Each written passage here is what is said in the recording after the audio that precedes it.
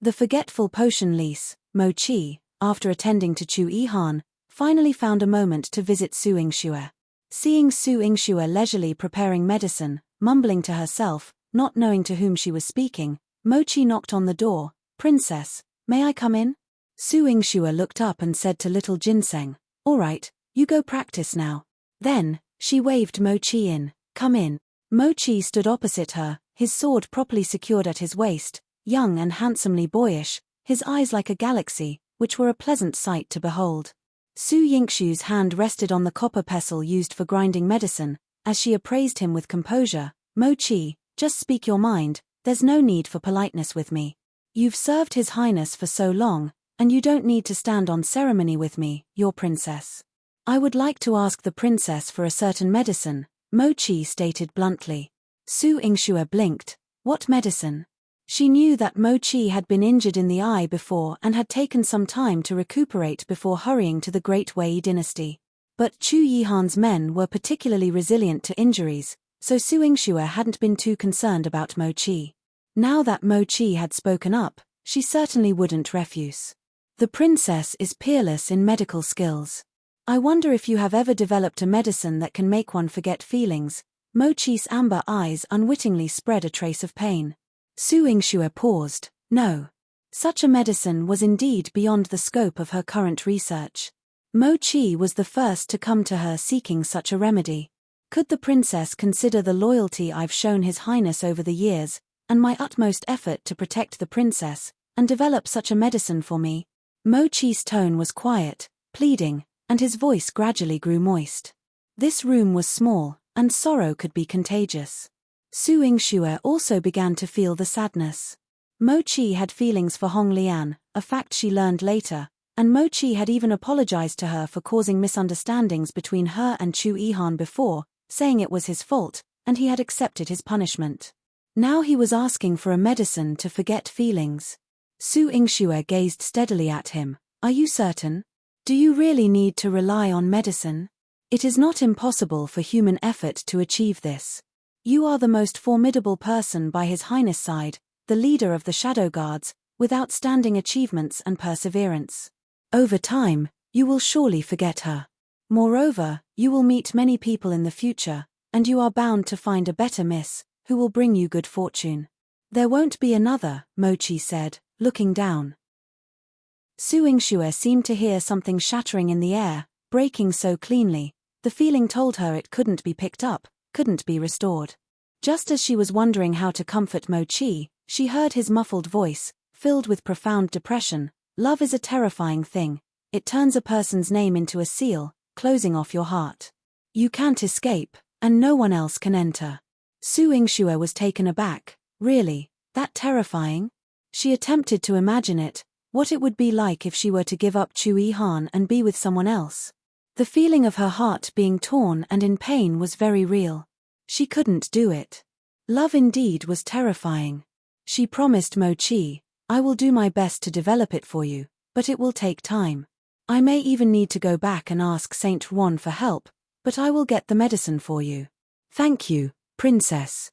A faint smile appeared on the man's face, slightly bitter and yet heavy. But in his amber-colored eyes, Su Yingxue thought she saw a glimmer of hope.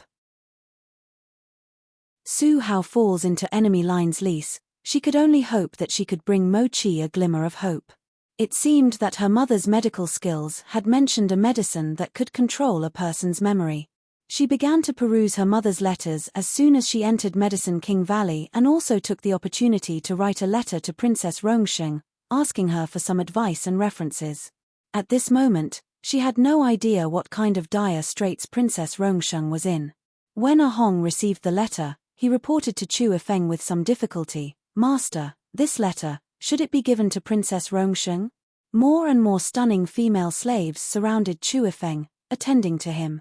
His sensually alluring face wore a cold smile. "Give it to her. Let her see how wonderful the outside world is, how free people are, and let her truly experience the feeling of always being in the dark." "Yes." Ahong sighed and turned to go to the underground chamber. He used Chu Yifeng's blood to open the door, then placed the letter down. Seeing the food on the table that hadn't been touched for several days, he sighed deeply. Alas, On the border of the Great Cheng dynasty, Su Yingxue hadn't spoken a word to Chu Yihan the entire journey. It wasn't that she hadn't thought about softening her stance, but Chu Yihan's ill temper has shown when she had stealthily climbed into the carriage, and he had thrown her out. She was also losing her patience. Why was Chu Yihan so wildly jealous? He wouldn't even listen to her explanation. All she did was bid farewell to Qin Muyan. He had been cold to her for such a long time, determined to be moody, and even threw her aside. If Chu Yihan wouldn't come for her, she was happy to ride alone and take her time. She could even enjoy the local customs along the border. Not until her grandfather's letter arrived, reporting that Su Hao had been trapped behind enemy lines for 2 days, did Su Yingxue become anxious and quickly headed towards Jingcheng. Grandpa! Grandpa! Wearing cold jade, Su Yingxue dashed into the military camp, headed straight for the commander's tent. Upon hearing her voice, Su Qingji hurriedly stood up to welcome her. Yingxue! Grandfather! Su Yingxue flung herself into his arms, her face filled with urgency. Grandfather, where's brother? How is he? Is there any news? When do you plan to dispatch troops? I want to go save brother too. Calm down, don't be impetuous and anxious. Su Qingji patted her back, commanding Su Wei to pour her some tea. Su Yingxue was in no mood for tea. She sat beside Su Qingji at the commander's position. Grandfather, you are brave and good at war. Brother is in danger on his military campaign. Why haven't you rescued him? Isn't he trapped? She had received the message yesterday and had hurried there today. By her calculations, Su Hao had been surrounded for 3 days, in the midst of the enemy camp, without water or food. It was very dangerous. Miss, don't be hasty. Don't blame the old general just yet. The eldest young master is the old general's grandson. How could the general not be anxious?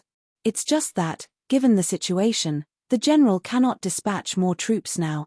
Su Wei hurriedly reassured Su Yingxue. Why can't more troops be dispatched? Su Yingxue's face was filled with confusion. The Great Cheng dynasty had a 1,000,000-strong army, a prosperous economy, and ample provisions. It stood as the most powerful among the 4 kingdoms and 9 provinces and should be invincible in any offensive. This time, Qi state had come to fight, simply because Han Yuan had died, and they were picking a fight. Although Qi state was one of the 4 nations, its power was far from that of the Great Cheng dynasty. Why should they fear them? Yingxue, after all, you are a woman and do not understand military affairs. This matter awaits the 9th prince's decision. As your brother has fallen into enemy hands without heeding my advice, he must bear the consequences. Anger and annoyance were evident on Su Qingji's face, mixed with distress. Chu Yihan seeks accountability. Lease. Brother won't listen to advice. Why is this? Brother has always been level-headed, and since he set out with grandfather, how could he ignore advice? Su Yingxue was utterly confused. In Yungui City, they had even watched their mother's final video together. At that time, Su Hao showed no sign of anything unusual. Su Qingji shook his head in frustration. Only Su Wei could explain to Su Yingxue. The eldest young master previously went back to Jiangdu City alone, claiming it was to visit Miss Wu. The old general, remembering his long separation from Miss Wu, did not blame him. But after the general returned, he started to become downcast and acted less prudently, often making mistakes. This time, he was provoked by the enemy general's taunts, acted impulsively, and led troops in anger, falling into the enemy's trap. The old general had indeed sent troops to rescue him, but the enemy, knowing that the eldest young master was his grandson, guarded him especially strictly. The old general dispatched troops twice, losing thousands of soldiers, and with the enemy securing the eldest young master so tightly, there was nothing he could do. One couldn't send those soldiers to their deaths just for the sake of the eldest young master alone. Their lives mattered too. They were beloved sons of their parents. Having heard this, Su Yingxue immediately understood that Su Qingji was not only their grandfather but also the defender general of the Great Cheng dynasty. He couldn't disregard the lives of his soldiers. This battlefield was cruel, not like their play at home in Jiangdu City. But what she couldn't comprehend was, Sister Jinyang has always been fine in Jiangdu City, so why would brother do this? Su Yingxue simply couldn't think of what could have happened between the two of them to cause Su Hao to lose his rationality to such an extent. Who knows? If you want to know, ask your brother. Su Qingji angrily slammed down his teacup, feeling a mix of anger, annoyance, helplessness, and pain. Su Yingxue knew there wasn't much she could do. After all, the soldiers of the entire Great Cheng dynasty listened most to Chu Yihan's commands, and this border territory was also Chu Yihan's domain. The mere mention of his name could terrify the enemy troops. She turned and rushed out to find Chu Yihan. She bumped into a solid chest at the entrance of the tent. Ouch! Su Yingxue touched her nose, which really hurt. How could you be so careless? Chu Yihan, seeing her reddened nose, wanted to comfort her with a heartache. But recalling that she had run off with Mu Yang and hadn't come to please him in days, the anger in his heart hadn't yet subsided, and he withdrew his hands. Your Highness, my brother has been trapped behind enemy lines for 3 days now. Please think of a solution. Su Yingxue grabbed his arm, stomping her feet in anxiety. So, it was for Su Hao. Chu Yihan's expression darkened, and he pursed his lips as he entered the military tent. Upon seeing Chu Yihan, Su Qingji and Su Wei quickly bowed. We are at your Highness' service. Please rise.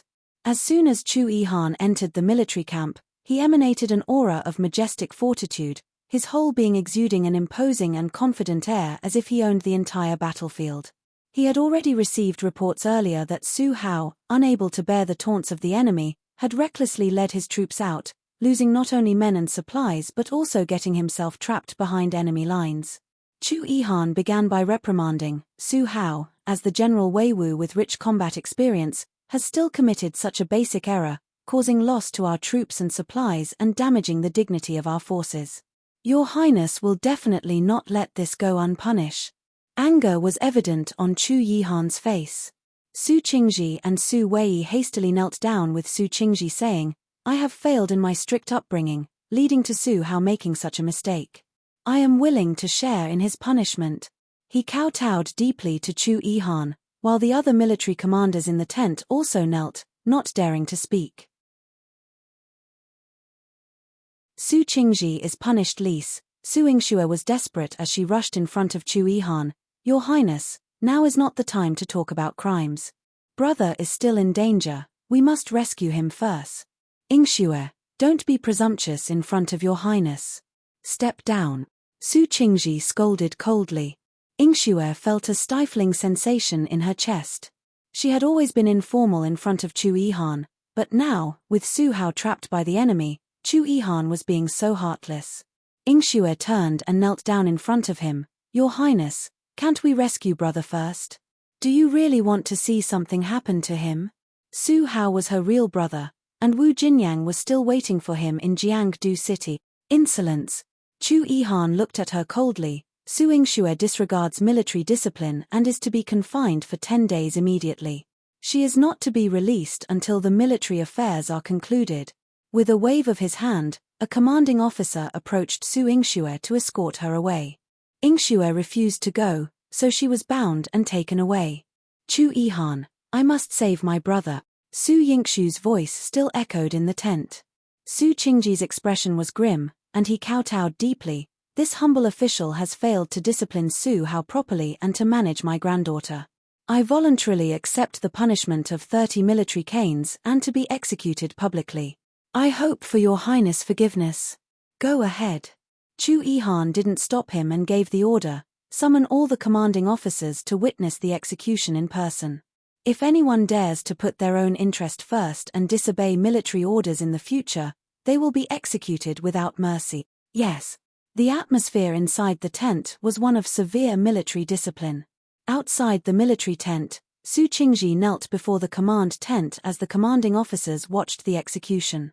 They all felt a pang of pity as they watched him being punished. But they also sensed Chu Yihan's strictness in military discipline, taking Su Hao as a warning to be even more cautious. Outside the military tent, the sounds of Su Qingji's punishment echoed. Just like a military camp, Su Yingxue, confined inside, could also hear the sounds.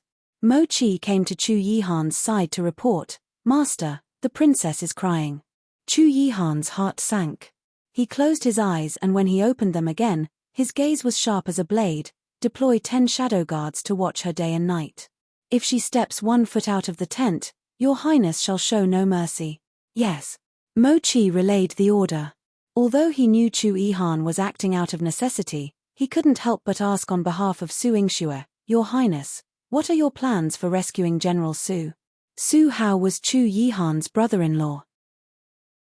Even setting aside this familial relationship, Chu Yihan valued Su Hao as an outstanding general and would certainly not disregard his safety. It was only in front of everyone that he needed to show absolute impartiality and fairness without showing any favoritism. Chu Yihan stood in front of the sand table, scrutinizing the battle situation, his eyebrows tightly furrowed. Su Hao has been too reckless this time, falling right into the enemy's trap. Since the enemy cannot recoup their losses through battle, they will surely kill him in a fit of rage. His situation is extremely perilous. One misstep and Su Hao could be doomed. And given his pride and dignity, he would surely prioritize the country's interests. If he were trapped in a stalemate for too long, he wouldn't hold out and wouldn't allow himself to become a bargaining chip in negotiations. He would rather die for his country.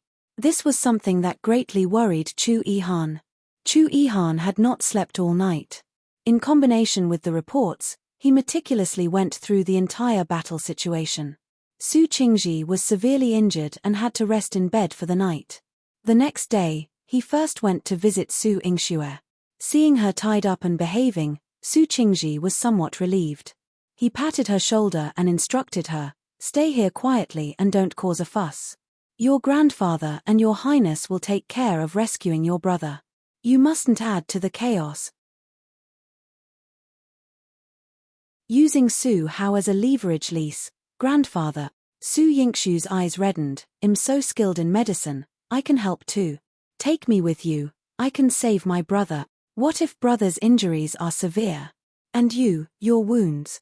Let me go, and I'll apply medicine to your wounds." "No need, the military camp has the best military doctors. You don't have to worry about Hao or myself. What you need to do now is to stay here. The camp is not like Jiangdu City, and certainly not like being at home. You must not go to your highness to throw a tantrum. And you must not meddle in military affairs." After giving his instructions to Su Yingxue, Su Qingji planned to leave. He had already reached the entrance of the tent but then turned back, telling her carefully and patiently, "In the military camp, Su Hao and I are generals, your highness is the commander-in-chief. Regardless of what happens, your highness is always right. For instance, yesterday's order blaming me was strict military discipline. If your highness cannot rescue Su Hao, it is also within expectation. You must not blame your highness privately, be spoiled by favor, or throw tantrums at your highness. Do you understand?" Seeing that Su Qingji could barely straighten his waist from the injuries, Su Yingxue said with tears, "I understand, granddaughter will not throw tantrums at your highness."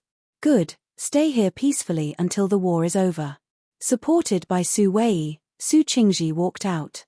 Su Yingxue was filled with mixed emotions, regretting that she couldn't be of help. In this military camp, can there really be no place for women? Inside the commander's tent, Chu Yihan summoned all the generals, and a proposed treaty lay before them. Chu Yihan's voice was cold and deep. "This is sent from Qi State, take a look for yourselves." The generals each took their turn to read the document. A straightforward General Zhu angrily said, "The enemy's delusions. They actually want our army to surrender, cede territory, and pay them silver as compensation for their war losses. What about the casualties of our soldiers? Who will compensate them? The beautiful lands of the great Cheng dynasty cannot fall into the hands of Qi State, especially when they are a defeated force. This war, which was supposed to end in a month, with their strength, they could push all the way to the capital city of Qi State and make the emperor kneel before them and call them father. But Qi State was asking them to surrender and cede land as well as pay, or else they would kill Su Hao. This was a naked threat. Your Highness, we must not surrender. Otherwise, where will the army's dignity stand? Where will your Highness' reputation stand? As long as your Highness wishes to fight, I will follow you to the capital of Qi State. Make them bow their heads in subjection and beg for mercy. Exactly. Yes, Your Highness. We cannot surrender. Absolutely not. Su Hao took military action on his own, already breaching military discipline. That Your Highness did not execute him was already showing extraordinary mercy. If Su Hao has any integrity, he would sacrifice himself for his country to fulfill a greater cause. General Ju spoke with emotion and indignation. He had just finished speaking when the general behind him nudged him with an elbow and gave him a look. General Ju saw the army's main commander for this mission, Su Qingji, standing at the forefront, silent and with a stern expression. He immediately understood that it would not be pleasant for Su Qingji to hear them criticizing Su Hao. Su Hao was his grandson, personally trained by him, the youngest and most commanding general in the military. Ju Tang no longer spoke. The tent was suddenly filled with a deathly silence. Chu Yihan, clad in armor with the Qingfeng sword at his side, exuded authority and an imposing air of a commander-in-chief. His gaze rested on Su Qingji. Old General Su, Your Highness would like to hear your opinion. Cough. Su Qingji coughed deeply, blood in his sputum, which he quickly concealed. Publicly chastising and beating, he cleared his throat, knelt on one knee, and respectfully said, "In my humble opinion, what the generals have said is very true. Su Hao's rash deployment and entrapment within enemy lines are not worth lamenting. We must not compromise the majesty of the great Cheng dynasty or weaken our cities because of one person. If necessary, this old minister will personally lead the troops to battle and order Su Hao to sacrifice himself for the country as an example to our army." Hiss. After Su Qingji finished speaking, everyone gasped in shock. Su Qingji was known for his strict military discipline, and his reputation was widespread, but they had never imagined he would be so ruthless even to his own grandson, the only direct descendant of the Marquis of Marshall South's manor. After Su Jingxuan's death, there was only young Master Su Hao left in the Marquis manor. If Su Hao died, the Marquis manor would have no successor. Yet, upon further thought, they admired the fact that Su Qingji, as the Defender General, did not show favoritism towards Su Hao just because he was his grandson. Everyone stood up in respect and said in unison, "Old General Su's righteousness is truly admirable, sir." Su Qingji slightly bowed to them. "I have not been strict enough in my discipline, allowing Su Hao to make mistakes. I am ashamed. The old general is too modest," Ju Tang said, comforting him. Up to now, Su Qingji had not uttered a single biased word. Just yesterday, he had taken his punishment bravely, making those who had blamed Su Hao seem somewhat excessive. After much thought, Ju Tang stepped forward and suggested, "Your Highness, why not let me lead the troops for another attempt? I will exert all my efforts to rescue General Su Hao." Chu Yihan pointed to the sand table. "You demonstrate for Your Highness. How do you plan to rescue Su Hao?" This, Ju Tang clenched his fists and walked up to the sand table, pointing to the location where Su Hao was surrounded. He said, "This place is the one-line sky canyon, surrounded by mountains on three sides and with only one entrance, which is tightly guarded by the Qi army. There are about 50,000 soldiers, and the terrain is treacherous. However, the original troops of the Qi army are stationed far from here. Your Highness, give me 100,000 troops, and I will lead them straight into the canyon to rescue General Su Hao." Everyone gathered around the sand table and agreed with Ju Tang's proposal. "Your Highness, our army currently has 300,000 troops at the border. Giving General Ju 100,000 troops is more than enough. Although the canyon is treacherous, we can force our way through. The Qi army is no match for us, and General Ju will surely be victorious. Yes, by gathering our troops, we can also directly attack the Qi army's main camp and capture their Liaoqing, to counter-threaten Qi state." Chu Yihan's face was grim. 300,000 troops moving out, splitting into two groups, but the Qi army also has 200,000 troops. He only sent 50,000 to guard the canyon. Don't you understand what this implies? They are waiting for our large forces to strike at the canyon and then circle around to attack us. Once our military camp is vacant, they will break through Jingcheng. After hearing this, Ju Tang felt a chill run down his spine, but after all, the Qi army only has 200,000 troops, and there are more than 100,000 troops near our army that can be mobilized. Even if we lose Jingcheng, We can take it back, can't we? Someone, beat Zhu Tang with 20 military sticks immediately. Chu Yihan roared angrily. All the generals knelt down in fear. Your Highness, please calm your anger. Mo Qi led the men and directly pressed Zhu Tang in front of everyone, beating him with 20 military sticks. Zhu Tang spat out a mouthful of blood from the beating. He genuinely did not understand what he had said wrong to warrant a public punishment from Chu Yihan. Your Highness, please calm your anger. General Zhu was just eager to save General Su Hao. Among the generals, a slender but steady middle-aged man stepped forward. Chu Yihan's strategy. This man named Lu Chongming was the defender of Bamboo Leaf Pass, having protected it for many years with abundant experience in border battles. He solved Zhu Tang's dilemma. General Zhu, attempting to rescue General Su Hao in this manner is improper. Firstly, deploying 100,000 troops to engage in a fierce battle in the valley, we would surely suffer a severe drain against a well-prepared enemy force. It's not certain that we can rescue our men, and we may easily fall into encirclement by the remaining 150,000 soldiers of the Qi army. Not only could we lose General Su Hao, but we would also suffer hefty losses in our troops. Secondly, if Jingcheng were to fall, the common people would be left homeless, a loss that cannot easily be remedied. Your Highness is considering the welfare of the border's populace. You must not act rashly. General Lu speaks with good reason, Su Qingji commended. Although he was very thankful to Zhu Tang for his sincere concern for Su Hao, Lu Chongming was clear-headed, representing a model for them as military men. Moreover, the 9th Princess Consort is still in camp. If all the troops are deployed, this will also jeopardize the princess' safety, Lu Chongming also thoughtfully added. Nonsense. There is no favoritism in the military. How can the army be compared with a single woman? Chu Yihan rebuked Lu Chongming. Lu Chongming hastily admitted his fault. Yes, this subordinate has spoken out of turn. He glanced regretfully at Su Qingji, whose feelings were somewhat complex. He was worried about Su Hao as well and wanted to know what decision Chu Yihan would ultimately make. But despite discussing until evening, they still had no plan that satisfied and got an approving nod from Chu Yihan. Su Qingji gradually felt tormented, his body beginning to give out. During the night, overwhelmed with concern, he fainted. Old General. All the commanding officers grew anxious. Su Wei carried Su Qingji back to his military tent, while Chu Yihan called for the army's doctor but did not follow them there himself. Watching the officers all follow old General Su, Mo Qi privately asked Chu Yihan, Your Highness, why not send the princess to treat old General Su?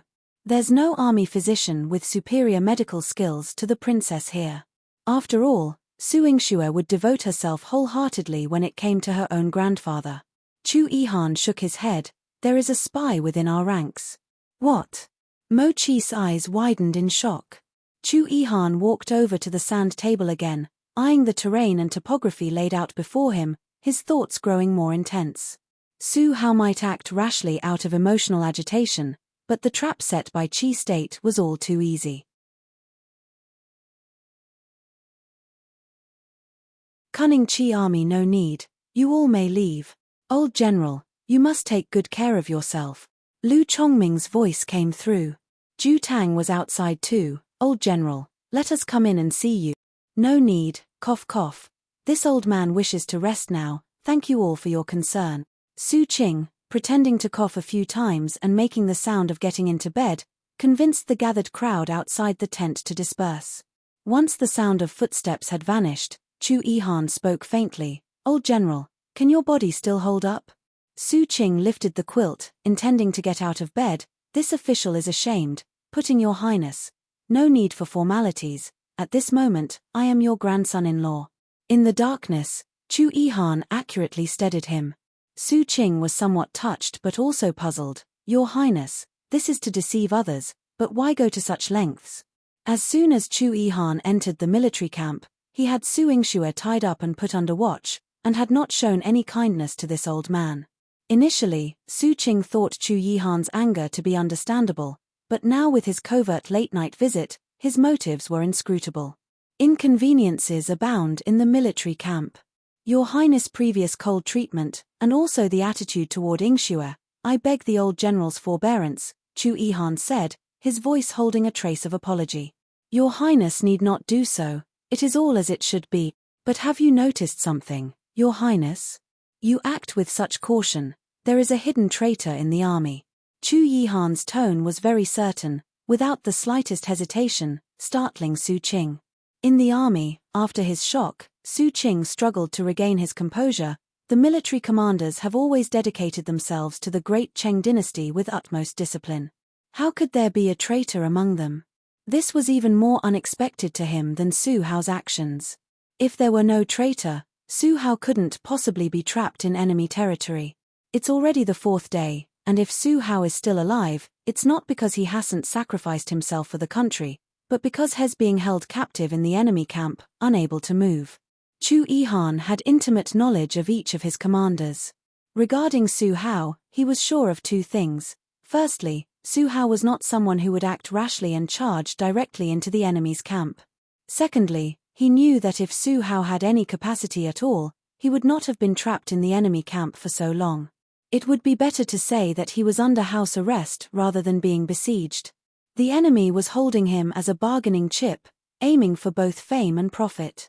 In the dark, Su Qing couldn't see anything clearly, but he could see the peerless radiance twinkling in Chu Yihan's obsidian-like eyes. His temperament was so steady that even Su Qing, a general who had fought for decades, deeply admired him. Your Highness, do you already have a plan? Su Qing asked. The composure of Chu Yihan allowed Su Qing's heightened anxiety to somewhat abate. I have sent out 2 secret letters, one to Xiao Yu.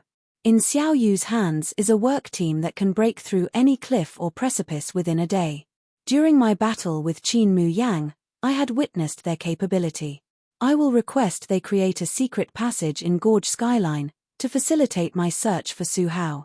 After his initial shock, Su Qing composed himself and requested to be allowed to undertake the mission. For such a perilous venture into enemy territory, please allow this official the opportunity, Your Highness. Let me take on this task. Chu Yihan, upon whom the entire great Cheng dynasty's fate rested, should not be taking such risks. It would be a dereliction of duty for him as Defender General. Saint Wan saves Su Ingxue. It's impossible. Old General Su's injuries have not healed, and his abilities are limited. If he falls into enemy hands again, it would be even more troublesome. There is another secret letter from Your Highness that does require old General Su to take some action, Chu Yihan instructed indifferently. Su Qingji's blood boiled with fervor. Your Highness orders, your humble servant would not hesitate to die 1,000 times over. Chu Yihan whispered a sentence in his ear that shocked Su Qingji once again. Can this really work? It can. The reply from Chu Yihan was very succinct and his tone brooked no argument, leaving Su Qingji unable to retort.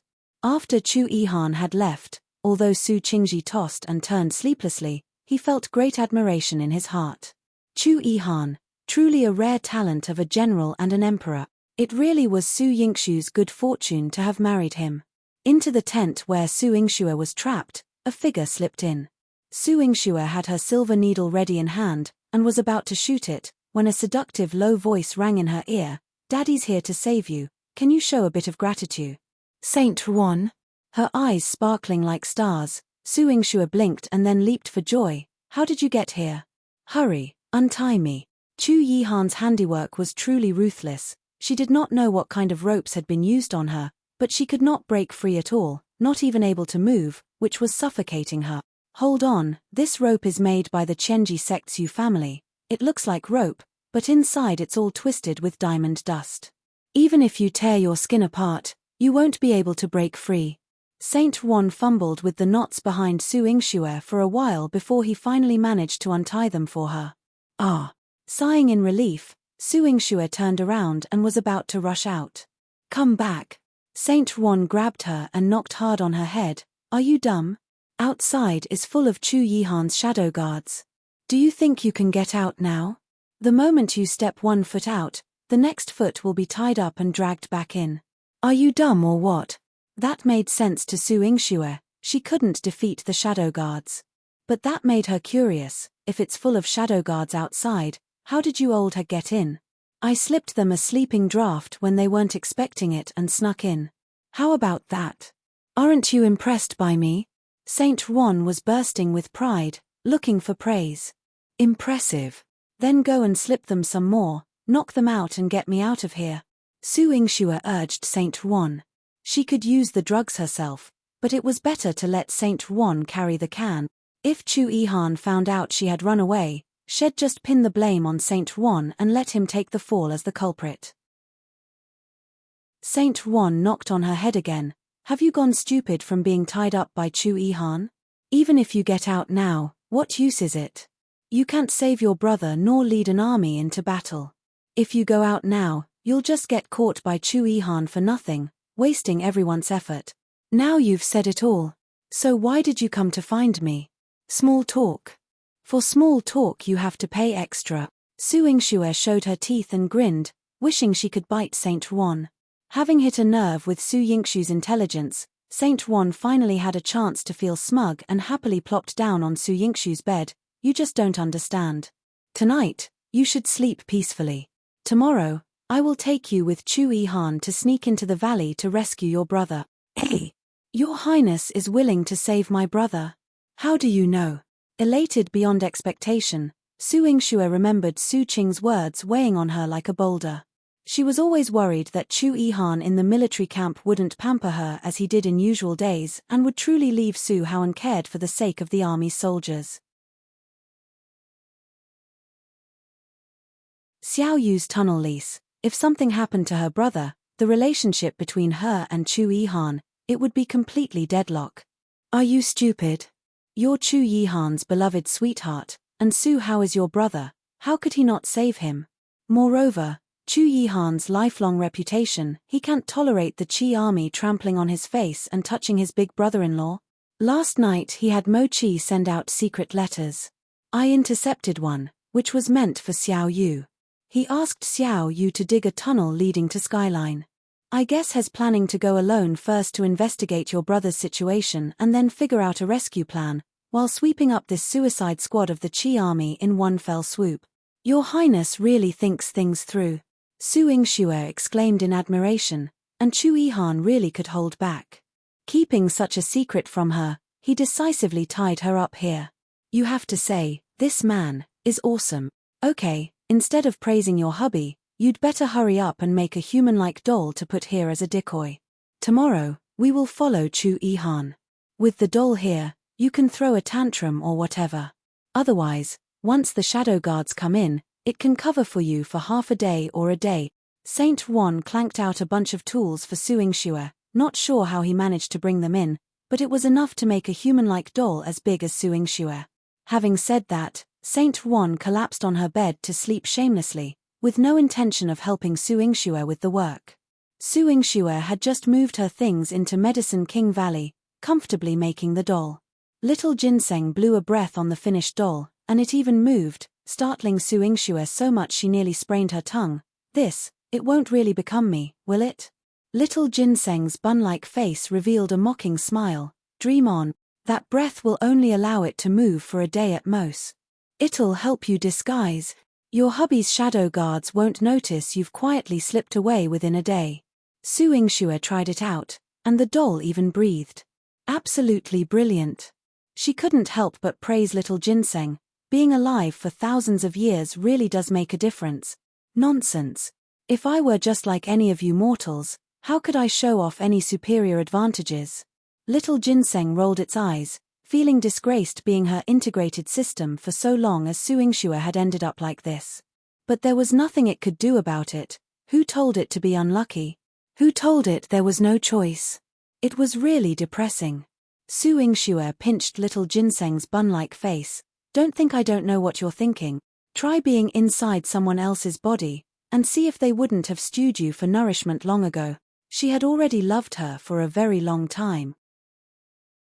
Little Ginseng's cheeks puffed up as it huffed. Neat. It seemed very proud on the outside, but deep down, it still loved Su Yingxue. After all, by borrowing Su Yingxue's body, it could now transform into human shape. Su Yingxue and Saint Wan successfully escaped from Chu Yihan's military camp. Following Saint Wan's pre-planned route, Su Yingxue saw that Chu Yihan indeed carried the Qingfeng sword and entered the tunnel alone. But she couldn't follow Chu Yihan into the tunnel. They waited for 2 hours after Chu Yihan entered before she and Saint Wan dared to move. Walking through the tunnel dug by Xiao Yu for the second time, she was amazed again. Having money really can do anything, huh? This kind of talent, this kind of expenditure of manpower and resources, if not for a tycoon, who could afford it? Nonsense. Do you think the title of the wealthiest family is just for show? The great Cheng dynasty has stood for so many years, the Xiao family has existed for just as long. A century-old foundation, what's digging a tunnel to Xiao Yu? Let alone digging, if you asked him to build a city from scratch, it would be a trivial matter for him. Selling out teammates happily lease, decades ago, he had already seen just how terrifying the wealth of the Xiao family could be. At that time, Xiao Yu's father, still a young man, had thrown millions for the woman he loved, making countless women of the great Cheng dynasty green with envy. Millions. Su Yingxue imagined the enormity of that fortune in her mind and sighed deeply. He really did love his madam. Who said that was his madam? She was merely one of his concubines. However, not many years after marrying into the Xiao family, she withered away in depression. Later on, there was never any mention of Xiao Yu's father doing anything for this concubine again. Saint Wan snorted disdainfully. Men are all about self-interest, always chasing the new and getting tired of the old. Are you talking about yourself? Su Yingxue mercilessly mocked. Saint Wan, damn it, I really want to block up that tunnel we came through. So infuriating. After Su Yingxue and Saint Wan exited the tunnel, they found themselves in a gorge, which was part of the Qi army's campsite. Unclear of the layout, they dared not move recklessly. Saint Wan told Su Yingxue to stay put and not move. His lightness skill was good, so he would scout around and then come back for her. Su Yingxue obediently stayed put and also took the time to check the medicines she had brought with her. She had brought a lot of medicinal remedies for Su Hao, and she had even made some poison last night, planning to give the Qi army an addition to their meal. God damn it. They dare to plot against my brother. They are courting death. When Saint Wan returned, his brows were tightly furrowed with worry. It's not easy to move around. There must be at least 10,000 men encamped here. We don't know which tent your brother is hidden in. Searching one by one would waste too much time and might alert the enemy. But we still have to search. Su Yingxue was quite anxious.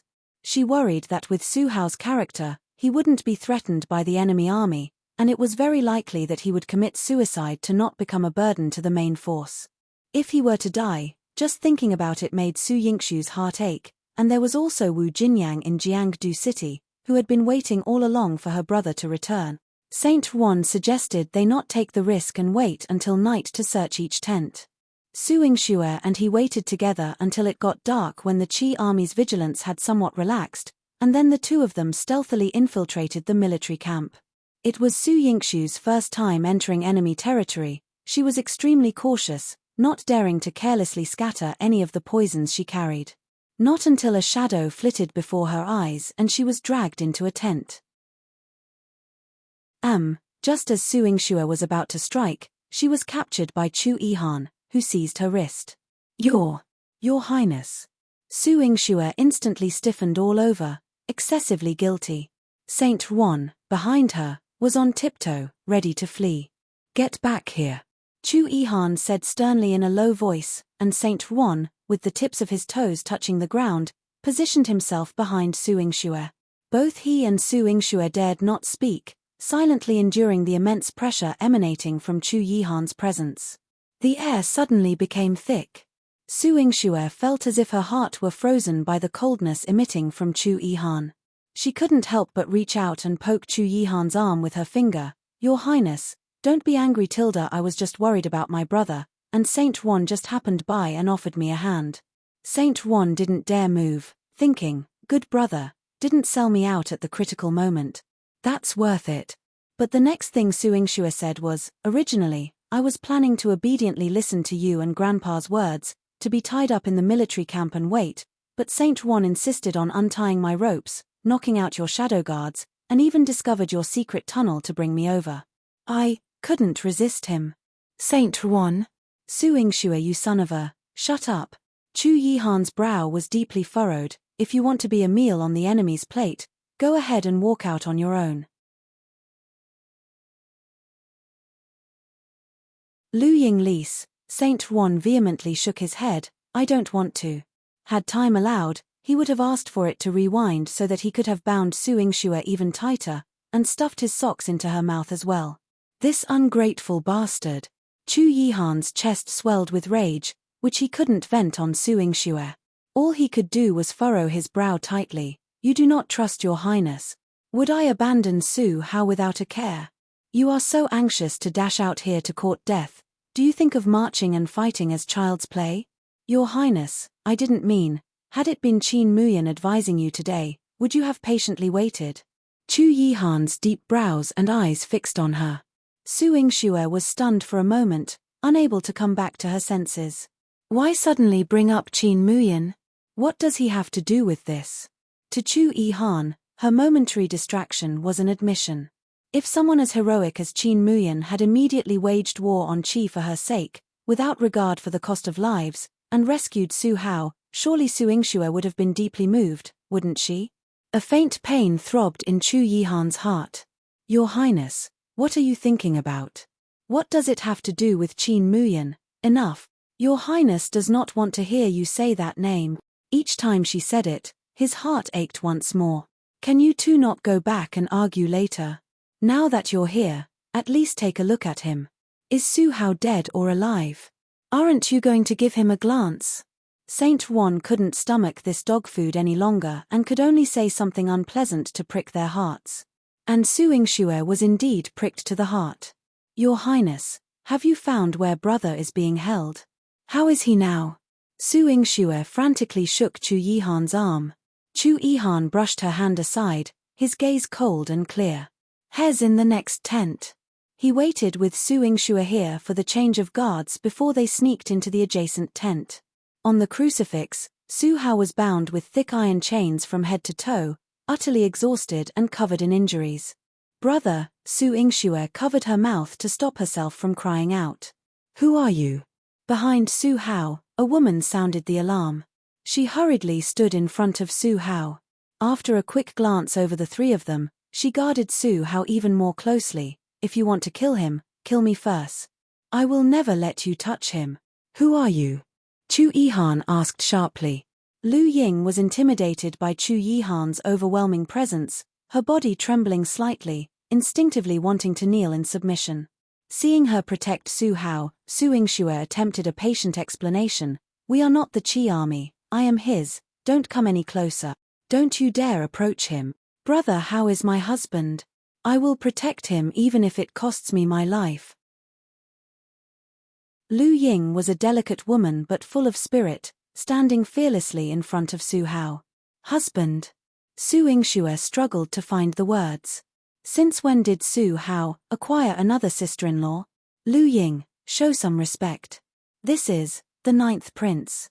From behind her, Su Hao struggled to open his eyes. Each word he uttered came with enormous pain. Brother. Su Yingxue couldn't care less as she pushed Lu Ying aside, hugging Su Hao and quickly stuffing a heart protection pill into his mouth. Brother, this is a heart protection pill, swallow it quickly. Following instructions, Su Hao swallowed and began to focus on absorbing the medicine. The 9th prince. You're talking nonsense. Why would the 9th prince venture deep into enemy territory and come here? Lu Ying, having been pushed aside, showed clear displeasure on her face. Her voice, uncontrolled, drew the attention of those outside. Who's in there?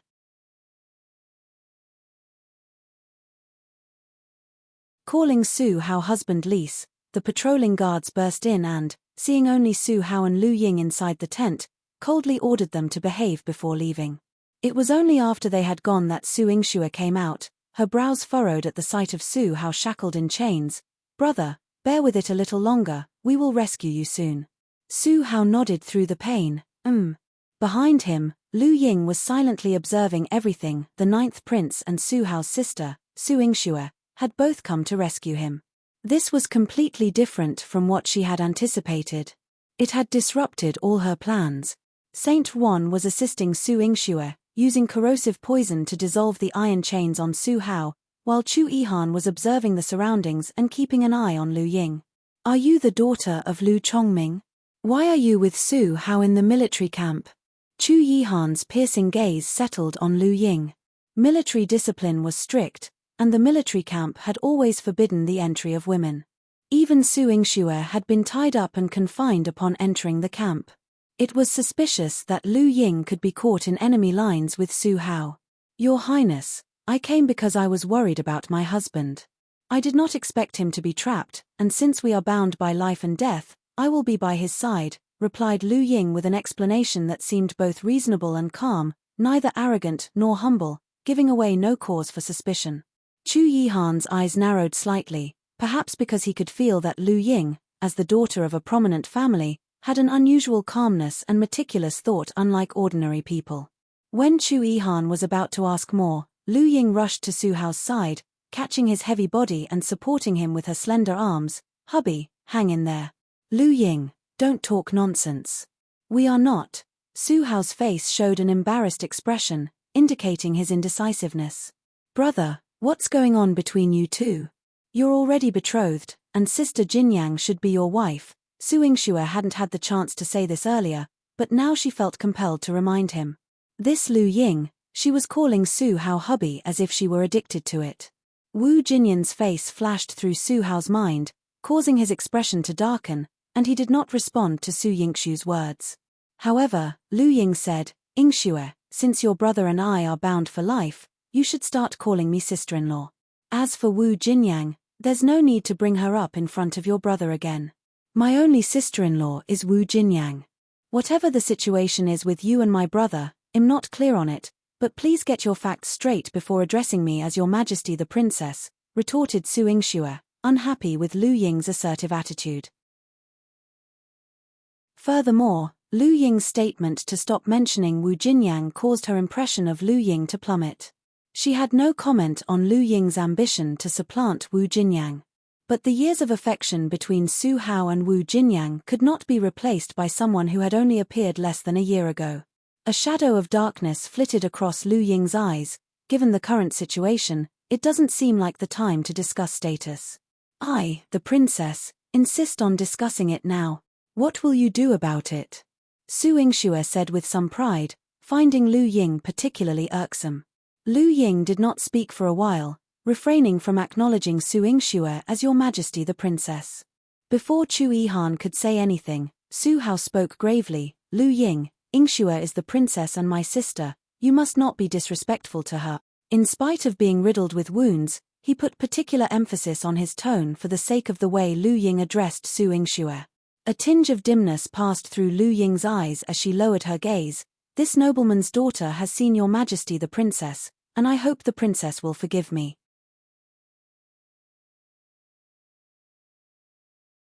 Shock Su Yingxue paid her no heed, instead patting Saint Juan on the shoulder. "Come and give me a hand, help me carry my brother." Saint Juan gave her a disdainful look. "Has not my brother? Why don't you ask your hubby to help you? Are you helping or not? His Highness still needs to lead us out, can you do that?" Su Yingxue rolled her eyes at him and shot back directly. Saint Juan snorted lightly. He really was idle, looking for trouble. Grinding his teeth, he joined Su Yingxue in taking Su Hao from Lu Ying's arms. The reason she said snatch was that Su Yingxue felt Lu Ying's reluctance to let go. But she was even more unwilling to let this woman touch her brother again. With her arms empty, Lu Ying watched as Su Hao was taken away, not turning back to look at her for another glance. He was eager to return to his sister's side. Lu Ying thought darkly to herself, the relationship between Su Hao and his sister was indeed very good. If Su Yingxue did not like her, it would be somewhat tricky for her to be with Su Hao. While she pondered how to solve this matter, everyone had already walked ahead of her, and Chu Yihan's cold voice came through. "You were not bound, do you wish to stay here?" "No." This humble daughter was careless. Lu Ying immediately followed.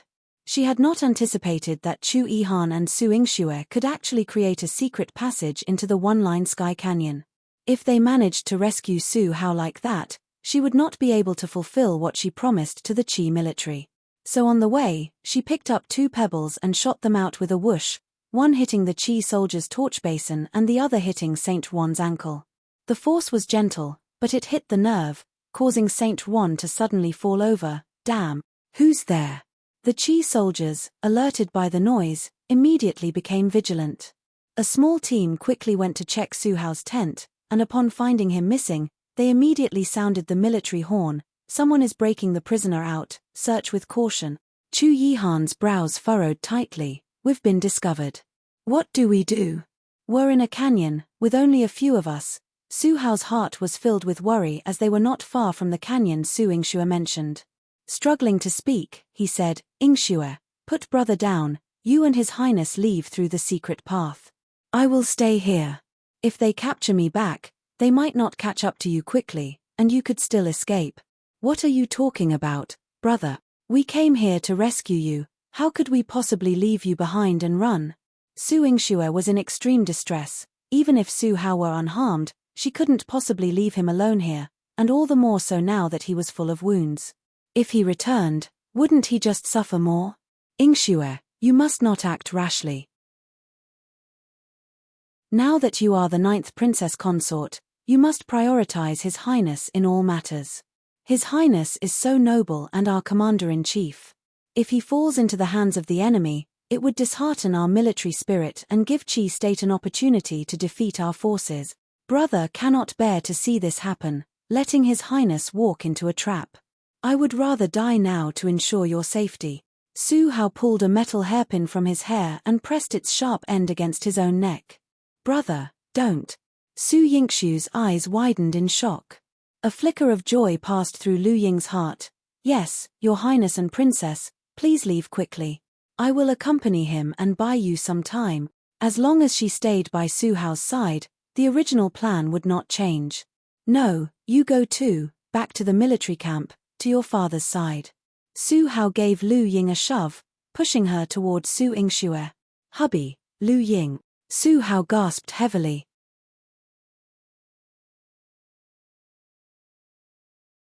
Persistence towards Su Hao. When I was severely injured and unconscious, I may have spoken some nonsense, but until everything is concluded, you needn't die on my behalf. I can't accept such a sacrifice. He wanted to distance himself from Lu Ying. Lu Ying's whole body trembled slightly. The promise she had finally extracted from Su Hao through so much effort was being denied by him because of Su Yingxue and Chu Yihan. A flash of hatred passed through Lu Ying's eyes. Chu Yihan glanced at Su Hao and said, Your Highness will not abandon any of his generals. Your Highness. Su Hao's blood-stained face was full of surprise. Chu Yihan was far-sighted and always made the right choices. Why would he take risks because of him? Hey. Enough with all this modesty. Anyone would think you're playing house. Can't you see the torches in the distance? If they catch up, we're all dead. I'll have to account for my twilight years right here. Can you say something useful? Saint Juan shouted angrily, hands on hips. These people entangled with emotions were really too much. Chu Yihan exuded a formidable pressure, causing Saint Juan to back down slightly. Well, I just spoke without thinking. You don't need to take a loose-tongued person like me so seriously. Was he being too serious? Damn this bone-chilling coldness, who is he trying to kill? Do you have enough poison? Chu Yihan's gaze settled on him, suddenly asking. Poison? Enough to take down a few thousand people, but for tens of thousands of troops, it's not enough. Saint Juan rummaged through his tunic and belt, tallying his possessions. Su Yingxue looked at Chu Yihan and immediately stood up, her eyes sparkling as she looked at him. Your Highness, do you have a plan? If Saint Juan doesn't have enough medicine, I still have some. She didn't need to say more. She had little ginseng and medicine King Valley. Chu Yihan could have as much poison as he wanted. Chu Yihan nodded. Help your brother. Roger that. Su Yingxue's face beamed with excitement as she and Saint Juan helped Su Hao up and followed Chu Yihan closely. The only one they ignored was Lu Ying. Seeing Chu Yihan preparing for battle, Su Hao remembered Lu Ying and instructed Su Yingxue, give my sword to Lu Ying for self-defense. Despite being chained, Su Hao's belongings were still in the tent. When they had come out earlier, Su Yingxue had retrieved his sword and kerchief for him and kept them on her person. Hearing his request, she replied, "All right." She handed over the kerchief and sword to Lu Ying. "The sword is for your defense. Take good care of yourself, but don't lose this kerchief no matter what. It was personally embroidered for my brother by Sister Jinyang." Lu Ying's eyes, as she looked at the kerchief, flashed with a dark desire to destroy it. However, outwardly she expressed her gratitude. "Thank you, ninth Princess Consort." The difference between her gratitude now and her aloofness before was striking. She still wanted to take Su Hao from Su Yingxue's hands, but after Su Yingxue's refusal and expression of displeasure, Lu Ying respectfully bowed her head without arguing further, showing a very compliant demeanor. Even Saint Wan couldn't help but laugh. "This woman truly loves your brother. She was as proud as a peacock before, but now she's so respectful to you, the ninth Princess Consort." Me. Su Yingxue didn't have much of a liking for her, but at least for now she wouldn't let her dislike lead to any action, so she just snorted coldly. "Don't impede. I bet she loves your brother deeply, and shall be your sister-in-law in the future." With Saint Wan's vast experience and insight, he could tell this Lu Ying was not simple. Moreover, she harbored an extraordinary persistence towards Su Hao, a resolve so deep that not even broken bones would deter her.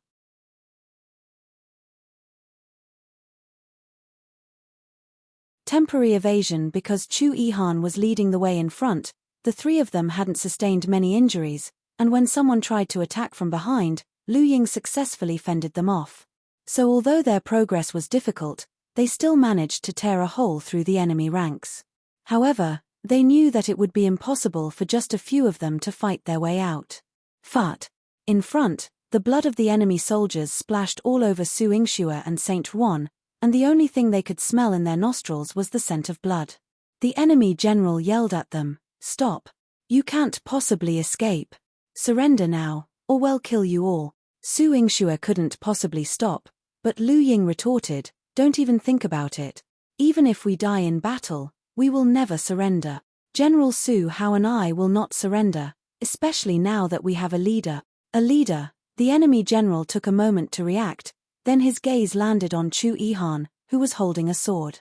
The bright gleam of his precious sword and his powerful presence, which no one dared approach, made the general realize instantly, Chu Yihan. "He's the commander of the enemy forces, ninth Prince Chu Yihan. Capture Chu Yihan alive. Rally our troops. Capture Chu Yihan alive. And his ninth Princess Consort. Seize them. Seize them." The soldiers who had been scared off by Chu Yihan were suddenly reinvigorated as if they had been injected with chicken blood. They launched a more ferocious attack on Su Yingxue and Saint Wan, forcing them to divert their attention from aiding Su Hao to confront the enemy. "Su Yingxue, be careful." Saint Wan threw a handful of poison powder, taking down a small group of men who were about to land their blades on Su Yingxue. He handed Su Hao completely over to Su Yingxue. "Hold your brother by yourself. I'm too busy now." His protection was vital to them. It was far too dangerous for Su Yingxue to attend to Su Hao while her attention was divided. Lu Ying stood guard by Su Hao's side. Though she had sustained some minor injuries, she hadn't let anyone touch Su Hao. She knew it was difficult for Su Yingxue to support Su Hao alone, so she seized an opportunity when Su Yingxue was growing weary and seemed about to falter, stepping behind her and taking a blow from a soldier's blade for her. Fat. Lu Ying spat out a mouthful of blood and fell to the ground, her eyes filled with urgency as she warned, "Princess, be careful." Su Yingxue summoned her energy, kicked fiercely, and used her red jade soft whip to coil around the neck of their attacker, flinging him into the air. The man landed heavily on the ground, his muscles torn and bones shattered. Lu Ying, how are you?" Su Yingxue had no choice but to lay Su Hao down to help Lu Ying up. Lu Ying, on her knees, suddenly looked up and charged toward Su Hao. She threw herself into Su Hao's arms, and the wound on her back from a recent blade strike received yet another gash. Ah! The pain of the flesh being sliced open made Lu Ying sweat cold sweat profusely. Su Hao held her, his voice tinged with nervousness. "Lu Ying, are you all right? The wound on your back, hang in there." Okay, Lu Ying responded gently, for you, it's all right. She struggled to summon a smile for Su Hao, causing him to feel an intense guilt. Your Highness, Lu Ying is severely injured. We must treat her wounds at once. Su Yingxue shouted this while continuing to fend off attacks, calling out to Chu Yihan. Chu Yihan swung his sword, the sword energy fierce and roaring like a soaring dragon, unstoppable. The dozen or so men in front of him were instantly slain. He surveyed his surroundings and pointed to a cave. In there, Su Yingxue and Su Hao, carrying Lu Ying, retreated into the cave.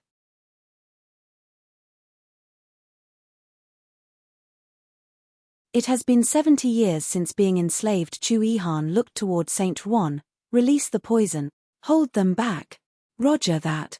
With a swoosh, Saint Juan pulled out his belt, scattering it open, and multicolored poison powders spread into the air, blinding the eyes and inducing hallucinations.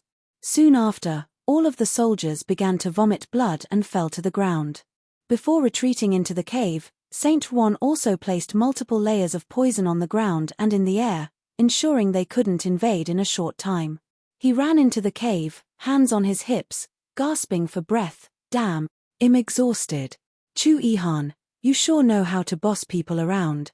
They all had retreated first, leaving him to cover the rear. Unfair.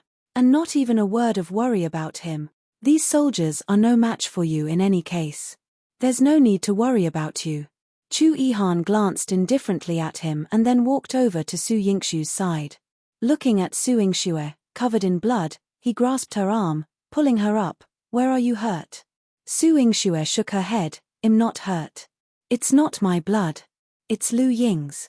She's severely injured. I need to treat her now. Your Highness, are you all right? Seeing that her color was normal and she wasn't injured, Chu Yihan let go of her and headed outside the cave. Your Highness, are you injured? Su Yingxue still chased after him to ask, but Chu Yihan didn't give her so much as a glance.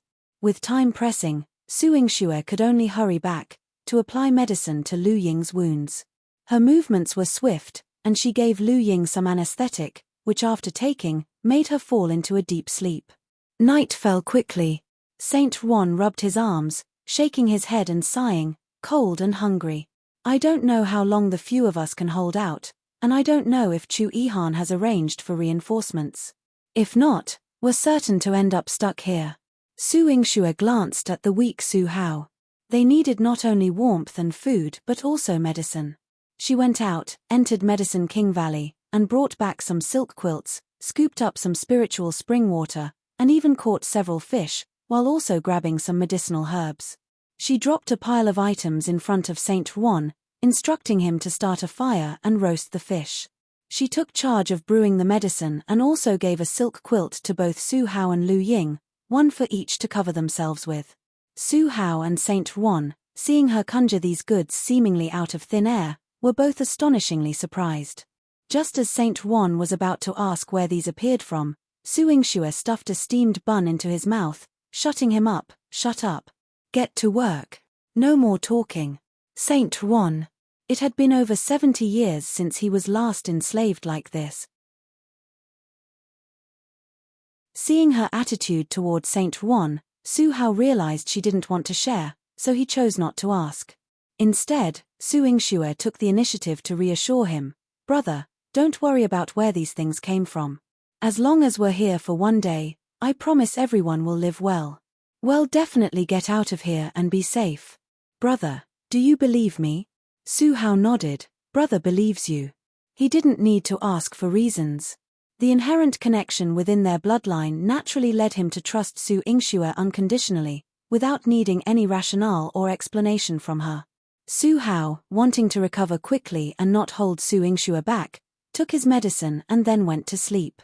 Behind him lay the injured Lu Ying, whose breathing was stable, yet it was evident that her injuries were severe.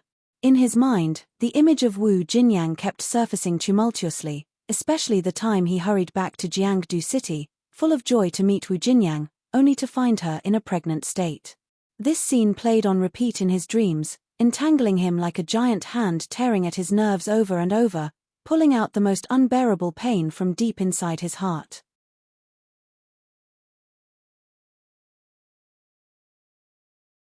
lost his handkerchief lease. As dawn broke the next day, the sounds of the enemy army's assault resumed outside the cave, compelling Saint Juan to go out and spread poison, a laborious task he performed diligently twice a day, just to keep the enemy at bay. Meanwhile, inside the cave, Su Hao and Lu Ying, the two wounded, were still recuperating. Chu Yihan and Su Yingxue were busy in their own ways, one tending to the injured and the other with furrowed brows in deep thought, pondering over something unknown. Only Saint Juan could not hold back his words. I say, Ninth Prince. Chu Yihan. Can we even survive this, and if so, when can we leave? You have to give us a word. We can't possibly stay here indefinitely, can we? The poison I have can last at most another 2 days. Have you even decided when the reinforcements will arrive, or when old General Su will come to rescue us? Chu Yihan's control over the war situation was not something he would casually reveal to others, especially when he himself harbored doubts. He glared briefly at Su Hao and Lu Ying, his voice low. The two of them are injured and cannot fight. My power alone is not enough to protect 4 people. We need to wait here a bit longer. How many days do we need to wait? I'm almost out of poison. Saint Juan exploded, aware of the dangers on the battlefield. He had brought as much poison as possible, covering himself from head to toe with it. But damn it, there seemed to be an endless number of enemies in this valley. Damn it, he was facing an army. An entire army. Thousands upon thousands of them. Even as someone who uses poison, he didn't have enough for all of them. Chu Yihan, you didn't come here alone, without discussing with your men, did you? Saint Juan expressed his concern. Do not doubt His Highness. Su Yingxue shoved another freshly fried little yellow fish into Saint Juan's mouth, crispy and delicious, though a bit hot. Oh. Saint Juan hopped around, covering his mouth, eyes brimming with tears. After he had settled down, Su Yingxue focused her attention on caring for the 2 patients, Su Hao and Lu Ying. Fortunately, Su Hao was quite compliant and caused her no worry. His wounds healed quickly. Compared to his life-threatening state the previous days, he was now finally able to stand and walk by himself. As for Lu Ying, she proved to be a bit troublesome. She insisted on taking medicine with Su Hao, doing activities with him, and even when standing up, she sought his support. Su Hao was a man who greatly valued propriety between men and women, even though he and Lu Ying had been forced into captivity together for a few days, and she had seen him at his worst. Lu Ying, in front of him, was unashamed. But that was all out of necessity. Now, whenever Lu Ying wanted his support, he wrapped his hand with Su Yingxue's handkerchief before helping her up, to avoid any skin-to-skin contact. Although Lu Ying was heartbroken, she remained devoted to him and constantly comforted him, hoping to inspire him. Su Yingxue coldly observed from the side, her feelings complex and conflicted. In her heart, she had long chosen the perfect sister-in-law, Wu Jinyang. She did not appreciate Lu Ying's forwardness, a woman who actively sought Su Hao's attention, loathing her for disrupting the connection between Su Hao and Wu Jinyang. But with Lu Ying having taken 2 stabs for her and Su Hao, the debt of life-saving gratitude made it difficult for Su Yingxue to maintain her distaste. Hence, she often chose to turn a blind eye whenever Lu Ying clung to Su Hao. As if she did not see a thing. However, today, when Su Hao returned with Lu Ying, still wrapped in her handkerchief, Su Yingxue suddenly remembered, Lu Ying, where is my brother's handkerchief? His handkerchief is not with me. Lu Ying shook her head with an innocent look.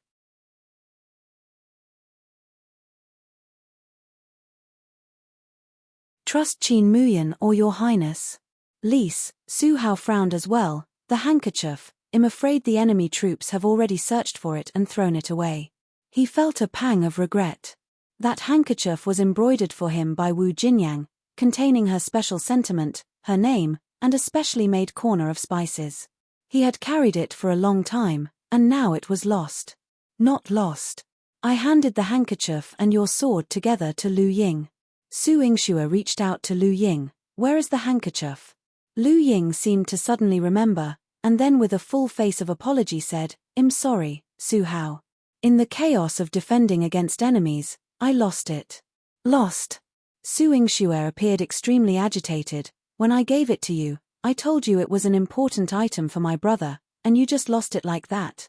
I'm sorry, it wasn't intentional. Lu Ying bowed her head sincerely. I know it was important, and I failed to protect it, but if the princess wants to punish me, I am willing to accept it. She quickly knelt down to apologize to Su Yingxue. Su Yingxue wanted to lash out at her, but Su Hao simply sighed softly. Let it be, if it's lost, it's lost. He reached out with the hand that had been wrapped with the handkerchief and pulled Lu Ying up, whispering, you take care of your injuries, Yingxue won't blame you. Yes. Lu Ying, confronted with Su Hao's tender voice, longed for it even more, her lips slightly raised. Brother. That's something Sister Jinyang gave you. Su Yingxue's gaze towards Su Hao was full of reproach. She felt that Su Hao didn't care for or worry about Wu Jinyang as much as he used to. Whenever Wu Jinyang was mentioned, his attitude was exceptionally cool, so much so that it seemed incredible to her. I know, Yingxue, you've been busy for days now, take a rest. Su Hao seemed to have no intention of prolonging the topic and sat by himself in a corner, back turned to them, radiating a deep melancholy. Without a word, Lu Ying sat beside him. The two of them weren't completely touching, but their intimate posture made it difficult not to misconstrue their previously innocent relationship. Feeling left out of the conversation, Su Yingxue didn't say much more. Her annoyed steps took her to Chu Yihan's side, who had been the quietest over the past few days. His eyes were as deep as an abyss, brewing something silently and mysteriously, instilling a sense of his power but also unease. Su Yingxue approached him, intending to ask if he wanted to eat something or drink some spiritual spring water. Before she could speak, Chu Yihan asked, do you trust your highness? Su Yingxue was taken aback and quickly replied, of course I trust your highness. In this world, if I don't trust your highness, whom else can I trust? What about Qin Mu Yang? If he were the commander today, would you trust him as you trust your highness? Chu Yihan's eyes suddenly sharpened, like a mirror flashing with cold light, clearly reflecting every psychological reaction of hers, leaving her no room for hesitation or pretense.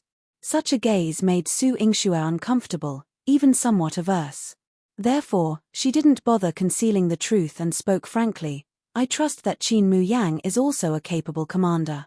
He could solve our current predicament just as your highness could, but the difference between the two of you, enough. A dark storm seemed to swirl in the depths of Chu Yihan's eyes.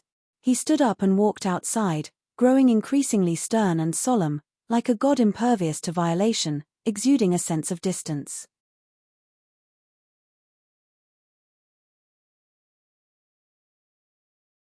Seeking death lease, this sense of distance made Su Yingxue's heart uncomfortable and suffocated. By the third day, Saint Juan's poison had run out, and they had to go out to fight. But this battle was between the 5 of them and tens of thousands of soldiers, and without knowing whether there would be reinforcements, so each unleashed extraordinary fighting power. They fought for half a day, and their physical strength gradually began to dwindle. Behind the enemy's neat phalanx, the rumbling sound of wheels came. The crowd parted to make way for a man clad in black armor, with a large cape fluttering in the mountain breeze, appearing on a chariot driven by a soldier. He was tall and robust, exuding an impressive majesty, clearly a man of no ordinary status. And he recognized Chu Yihan. Li Chenghuan pointed at Chu Yihan and laughed loudly as if greeting him, Ninth Prince, it's been a long time since we last met, and you remain as heroic as ever. The greatest god of war in the 9 continents, just as the legends say. In Chu Yihan's hand, the Qingfeng sword glinted with a chilling light, and his lips curled slightly. Thank you for the compliment. Don't mention it. I've heard that you've taken a delicate wife, the princess. Today, I will capture them all in one fell swoop and use them to negotiate terms with Su Qingji. Let's see how many cities and taels of silver your great Cheng dynasty will offer for your precious 9th prince and princess, and a mighty General Wei Wu. In your dreams. Su Yingxue lashed her whip, and the yellow sand filled the sky, gathering into a force that streaked towards Li Chenghuan. Li Chenghuan got a mouthful of sand and spit it out twice with a brat. When he got a clear look at Su Yingxue's appearance, the corners of his mouth curled up with a wicked smile. So this is the renowned 9th princess consort, the beauty unmatched in the world. Today, I will take you into my ranks, and tonight, you will serve in my bed. You. Su Yingxue lashed out with her whip again, but Li Chenghuan was prepared, and the sand didn't reach his mouth. Meanwhile, Saint Huan seized the chance to act, and an inconspicuous silver needle shot into Li Chenghuan's knee. Li Chenghuan had just laughed heartily twice when he felt a piercing, intense pain in his knee. His gaze turned to Saint Huan, flamboyantly dressed in red, and he yelled furiously, "Scoundrel! What have you done? Scoundrel, scoundrel! You're the scoundrel! When your grandpa was roaming the Jianghu, your mom hadn't even made a peep yet." Saint Huan, hands on hips, spat out a mouthful of disdain. Li Chenghuan's eyes bulged in fury. "You're courting death. How dare you insult your highness?" Seeing that Saint Huan appeared to be in his 20s, he had no idea that what Saint Huan said was actually true. Saint Huan had been wandering the Jianghu when Li Chenghuan's mother hadn't even been born, and he couldn't have known where he was. So, when he gestured for his men to kill Saint Huan, he himself was in too much pain to stand. A few of his men fell to the ground, poisoned by Saint Huan, and Li Chenghuan stared dumbly at Saint Huan. "You, just who are you? And what have you done to me? My name is Saint Huan, commonly known in the Jianghu as the Poison Doctor. As for you, you're too vile. I've merely crippled your leg." Saint Huan strolled about as though taking a leisurely walk in the courtyard. Li Chenghuan tried to exert strength, but after a wave of excruciating pain, he found he really couldn't move his leg and had no strength in it at all, as if it wasn't there at all. He glared at Saint Huan with gritted teeth. "Kill him. Kill this witch for me." "Witch? Your mother's the witch." Saint Huan bit back with equal vehemence, his limited supply of poison in hand, and charged directly at Li Chenghuan. When it came to cursing, it was always him cursing others. Those who cursed him are now grass tall on their grave.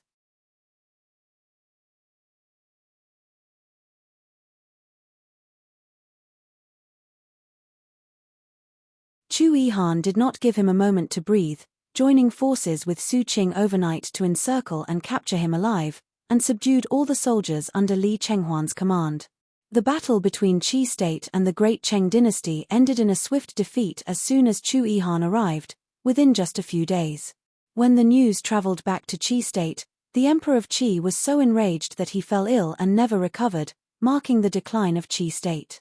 After reorganizing his army, Chu Yihan planned to return to the court.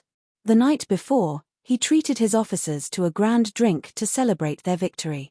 The military camp was bustling with lively scenes. Lin Sisi finally got the chance to see Su Yingxue and to embrace her for a moment. "Dr. Su, 9th Princess Consort. I've missed you so much." Lin Sisi lifted Su Yingxue up and swung her around several times. The two were as close as two peas in a pod. Looking up at Lin Sisi, who was half a head taller than her, Su Yingxue's eyes also sparkled with excitement. "And I haven't missed you. But who would have thought my Sisi would transform into General Lin?" Now that Lin Sisi had repeatedly distinguished herself in battle, Chu Yihan had appointed her as a 6th-rank general.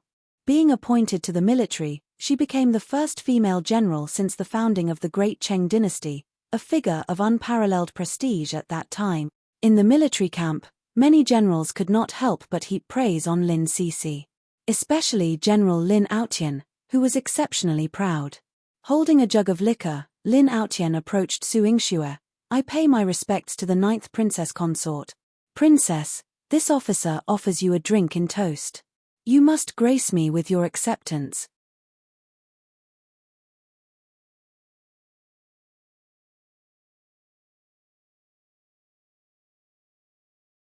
"After you came back, did you act coquettishly towards His Highness, looking for a chance to explain?"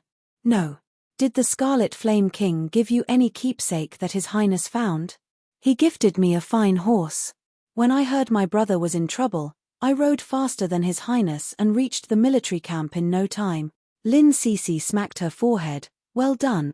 You've hit all the sore points. You haven't said a word about what His Highness wanted to know. He already lacked a sense of security, and you just added fuel to the fire quite enthusiastically. If this happened to Jinling, she wouldn't pay attention to me either. She would even give me the cold shoulder and be temperamental." "The cold shoulder and be temperamental?"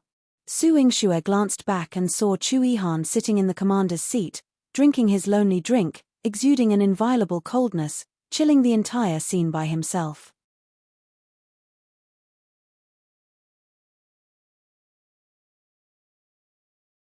You too are rebelling. Lise, this is actual performance, I assent it. But Chu Jinling will also. At this point, Su Yingxue had to ask Lin Cixi for advice. Tell me in detail, why would your highness throw a tantrum, and what should I do about it? All I can say is that your highness is nervous about you. But when you privately meet with his rival in love, instead of acting coquettishly and softening up to him, it leads to his feeling of insecurity. Acting all tsunder, your relationship, naturally, cools down. As to what to do, Lin Cixi scratched her head. Jinling didn't say, and the books don't write about it. I really don't know how to teach you. Su Yingxue was left feeling nothing but embarrassment. Cixi, how much bunch of nonsense have you learned from being with Chu Jinling? What do you mean nonsense? This is called a method of nurturing a relationship. Jinling put in a lot of effort, following me day in and day out in the military camp, caring about my daily life. And I also think about him all the time, so both of us are striving for our future together. But as for you, Lin Cixi rested her arm on Su Yingxue's shoulder, it seems like from the start of your acquaintance with your highness, it was him who purposely caught your attention, even at the cost of his own life. The amount your highness has done for you is beyond counting, but what you have done for your highness doesn't seem to measure up, does it? In her heart, Su Yingxue subconsciously admitted this. She hadn't been in love with Chu Yihan for many years, nor had she been constantly attentive to his growth. During his years of fighting in the south and north, living on the edge of the knife, she had been growing up carefree, even playing, being bullied, and running around foolishly after Chu Changye. If not for the hardships suffered in her past life, allowing her a chance at rebirth, she truly didn't know how she could ever repay Chu Yihan's deep affection. So when Lin Cixi said this, she agreed wholeheartedly. She also loved Chu Yihan very much, but perhaps not as long as he had loved her. But as for depth of love, she was sure of hers. He was her one and only love in this life. So, you see, you should act coquettish occasionally. Men are all soft-hearted. There aren't many men who can resist a woman's coquettishness and still keep sulking. Like Jinling, if he acts coquettish with me, I have no resistance at all, whatever he says goes. Lin Cixi patted Su Yingxue's shoulder, sharing her wisdom as someone with experience. Su Yingxue didn't know whether she was drunk or had heard wrong. Jinling, acts coquettish with you? Have you two got your genders mixed up? Yeah. When Jinling acts coquettish with me, let me tell you, Jinling is seriously cute when he does that, super adorable. That little face, so pinchable, I don't even want to let go. If it weren't for the armor being so hard to take off that night, I would have pinned him down on the bed. Seeing Su Yingxue's mouth agape, wide enough to fit 2 eggs, Lin Cixi suddenly covered her mouth. Well, my relationship with Jinling is different from yours with your highness. I'm a general, and he is a prince. So you've reversed roles? He's on the bottom and you're on top. Seems like it. And he's going to bear children for you. Lin Cixi looked somewhat troubled. That won't do. He can't give birth. If he could, I would definitely have Jinling bear me a dozen or so. Both of us want to branch out and bear more children to continue the family line. Su Yingxue clicked her tongue. You two go ahead and continue the family line then. Anyway, noble consort Xiao has money to raise them, and there's plenty of leisure time in Lin Cixi's family to take care of children.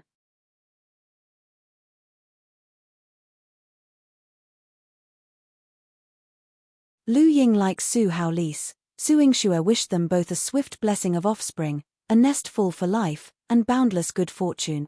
But as for Su Yingxue herself, she touched her flat belly and couldn't help but think, if she got pregnant, would going to Chu Yihan with a sweet request bolster his sense of security? He surely wouldn't be angry anymore, right? That's what she thought, but when she tried to stride toward Chu Yihan, his air of coldness drove her back. She didn't even have a child yet. She dared not go. Where could she go? Forget it, let's go see grandpa and brother. She walked to where Su Qingji was, shaking Xiena along the way. Although Su Qingji's voice wasn't loud, one could hear that he was scolding Su Hao. Since you were young, you've always been steady.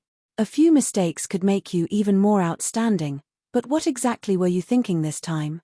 Who in the enemy ranks so bewildered you that you recklessly threw yourself into their trap? Do you understand that if not for Lu Ying, you would have already perished at the enemy's hands, and because of you, a young girl also suffered serious injury? Those 2 scars on her back, how is she supposed to marry well now? She is the daughter of Lu Chongming, and the Lu family's contributions to the state, earned through generations of service, are no less than those of our Marquise Manor. Think about it, how heartbroken must Lu Chongming be over his daughter? Grandfather, I have let down Lu Ying. I will compensate her. I'll acknowledge her as my sister and provide her with a generous dowry. All my merits can be given to the Lu family. Su Hao knelt before Su Qingji, earnestly admitting his fault. Su Qingji sighed softly. If the Lu family is willing to agree, then that's settled, but today when I went to see Lu Ying, that young girl knelt down and appealed to me, saying her heart is pleased with you and in this lifetime, she only wishes to marry you. If you're willing, then take her as your wife. That must never happen. Su Hao immediately refused. Grandfather, I have no romantic feelings for Lu Ying. Since meeting her at the border, I've always treated her as a friend. She is a capable military family's daughter, she shouldn't have to settle for me. She can indeed marry someone worthily, but now she bears scars on her body, and with you also, grandfather. Su Yingxue burst in. She bounced up to Su Qingji, wrapped around his arm, and coquettishly smiled. Grandpa can rest assured. I can heal the scars on Miss Lu's back, ensuring her skin will be as smooth and flawless as new, so no one will reject her for them. Is this really possible? Su Qingji was curious and somewhat surprised. Does Grandpa not trust my mother? Or does he not trust me? Su Yingxue pouted and swung his arm to act like a spoiled child. Of course, I trust you. Then I'll leave this matter in your hands. Remember, you must heal Lu Ying to ensure she's scarless, or else it will affect her prospects for marriage, and we at the Marquise Manor would feel guilty for not treating her properly. Su Qingji emphasized. Rest assured, Grandpa, I will definitely heal Miss Lu. And as for brother, let him get up soon, has also seriously injured and hasn't recovered yet. Su Hao kept his head down, kneeling on the ground. You don't need to plead for me. I must bear the consequences of my own mistakes. Chu Yihan still had a punishment for him, and he needed to accept his grandpa's penalty before seeking out Chu Yihan. All right, punishment can wait until you're well. The army will soon be returning to the court, just don't delay His Highness' military progress. Go rest now. Su Qingji waved his hand, dismissing Su Hao.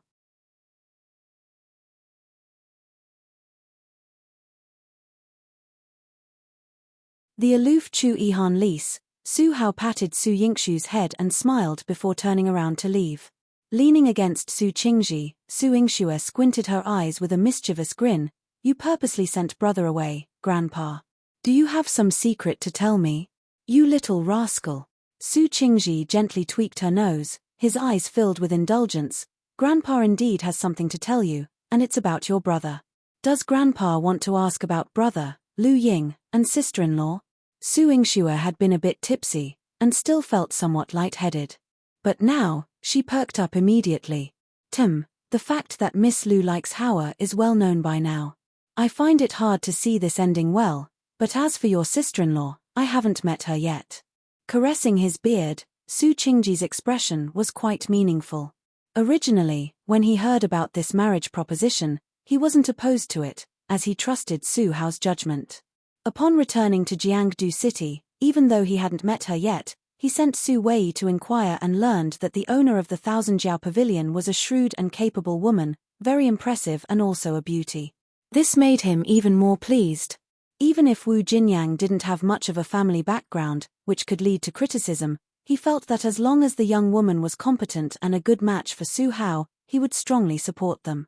However, during this military campaign, he also received some unsettling news. Su Hao fell into a trap that seemed to have been set by the enemy using Wu Jinyan's situation to provoke Su Hao, which led to his decision to send troops, especially Prince Li Chenghuan. It was said that before deploying the troops, Su Hao had exchanged letters with him. But from Su Hao's side, he wouldn't disclose anything, and naturally, the letters were not accessible. It wasn't appropriate for Su Qingji to delve into rumors spreading in the military. The only option was to send Su Yingxue, "You're a young girl, and the army will still need some time before returning to the capital. You should head back to Jiangdu City first to see what exactly happened with your sister-in-law and how it relates to the current conflict. Once you have the details, come back and report to Grandpa." This was the task he entrusted to Su Yingxue. Su Yingxue nodded. "All right, Grandpa. I will sneak back and see sister-in-law to find out what misunderstandings there are between her and brother. When you return, I'll find an opportunity to introduce sister-in-law to you. She is a beautiful and kind woman. You will certainly like her." "Good, I trust both of your judgment." Su Qingji patted Su Yingxue's hand, his face beaming with a smile. Accepting this mission meant that Su Yingxue needed to leave ahead of the main army, which also meant she would need to part with Chu Yihan for some time. So that night, she quietly slipped into Chu Yihan's tent. Technically, Chu Yihan's territory was hers as well, but sneaking back to her own bedding, she still moved covertly. Chu Yihan had drunk quite a bit that night and lay heavily on the bed, reeking of alcohol. He rolled over, pinning Su Yingxue beneath him, and she almost cried out loud. But hearing his steady breathing, she couldn't bear to wake him, so she let him be. As dawn was about to break, Su Yingxue too turned over, ending up on top of Chu Yihan. Somehow, as the sky lightened with the first glimmers of dawn, they found themselves in the midst of a physical encounter. "No, no more," whispered Su Yingxue softly and weakly. Chu Yihan would usually not listen to her, but this time he stopped. As he got up to dress, he was cold as a deity. Despite having just shared such an intense experience, Chu Yihan seemed to stand above the clouds, noble and untouchable.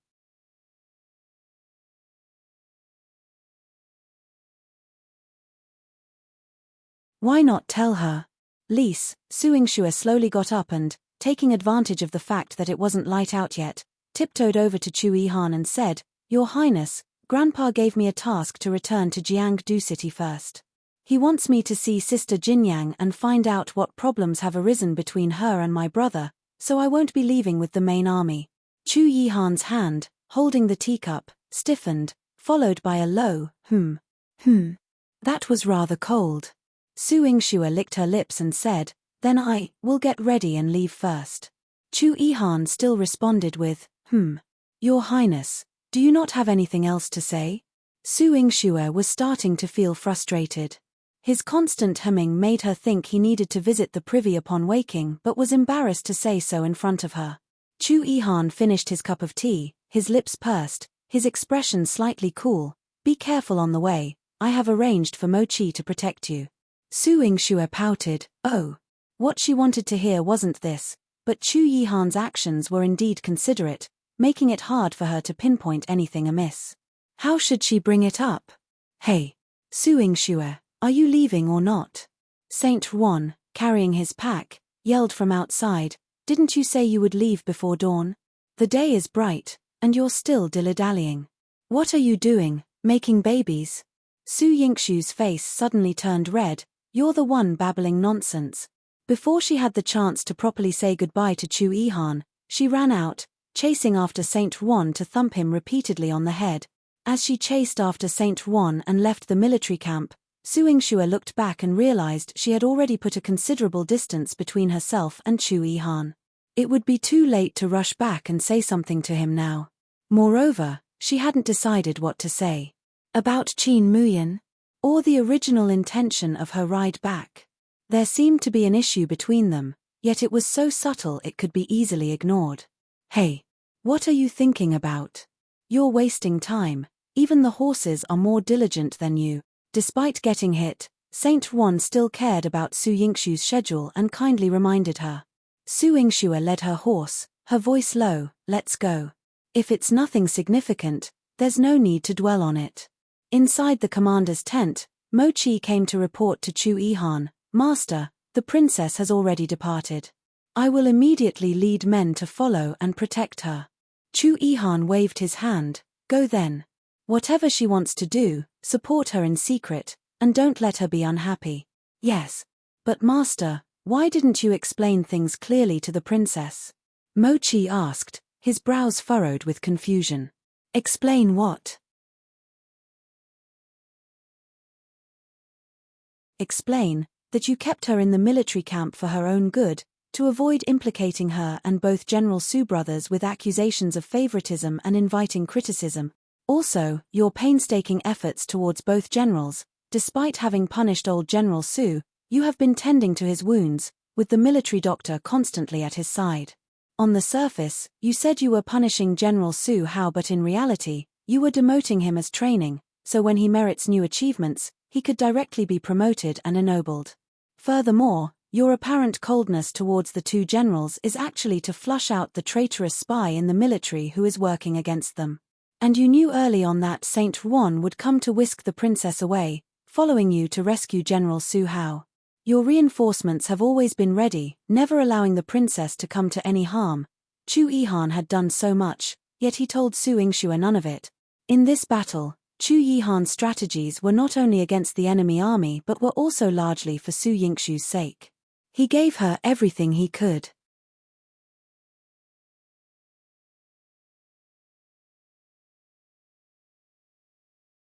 Chu Yihan's good intentions lease, in those days, ignoring Su Yingxue's overtures and throwing her out of the carriage was to prevent him from learning about her arrangements, thereby exposing flaws and to spare her the worry. The subsequent coldness was even more to give her the opportunity to reunite with old General Su. His master, he took care of everything for Su Yingxue thoughtfully. Every single detail. It was even more meticulous, more difficult than fighting a war. Chu Yihan's expression was indifferent, his gaze distant. No need. If Su Yingxue could come to terms with it, so be it. If not, he would continue to treat her the same way in the future. Because they were already husband and wife, for the rest of his life, he would devote himself to her, using all his ability to love her properly. As for her, if she could not give him a sense of security, then so be it. It was no big deal to him. Su Yingxue hurried back to Jiangdu City, feeling genuinely nostalgic when she first returned, as it was her hometown, which she had missed tremendously after being away for so long. Saint Juan thought she sought out Wu Jinyang for some urgent matter and would head straight for the Thousand-Jiao Pavilion. Yet she rode directly back to the Marquise Manor. Saint Juan glared at her. Hey, didn't you say you were going to see your sister-in-law? Why are you heading back to your own home? Wu Jinyang hasn't married into your family yet. Visiting my sister-in-law doesn't stop me from popping into my own home first. Su Yingxue led her horse, Chu Xin, back to the Marquise Manor, familiarizing it with the place. She noticed that Chu Xin was a very intelligent horse. Aside from its inability to speak, it was very accommodating of her intentions. She let Chu Xin find its way to the stables by scent alone, and indeed it found its own way there, clever and obedient. Saint Juan rolled his eyes with exasperation. What's to be so proud of with just a horse? Are you going to the Thousand-Jiao Pavilion or not?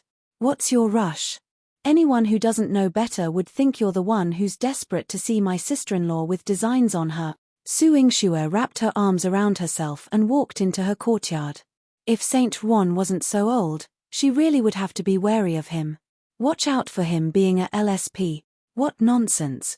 Why would I have designs on your sister-in-law? It's her spices I'm after. Your sister-in-law is a master of fragrance. I've been roaming around and soaked in the battlefield stench. The smell of blood is almost suffocating. I can't stand it anymore. I need to get some spices from her to get rid of this odor. Saint Juan walked on, disgustingly wriggling his nose. Oh my, this is just too much. He really couldn't stand it. He needed to find Wu Jinyang as soon as possible for some spices and perfume. Old man, you're of such an age, what's there to be so vain about? Surprised by his reason, Su Yingxue mercilessly mocked Saint Juan. Upon entering, she encountered Jilan. Jilan was overjoyed. Miss, you're back. Yes. Your clever and unrivaled miss, adored by all, has returned. Su Yingxue pinched Jilan's cheek. Ah, so smooth and tender. Jilan, I haven't seen you in so long, and your skin has improved so much. Woo woo. Miss, Jilan missed you so much.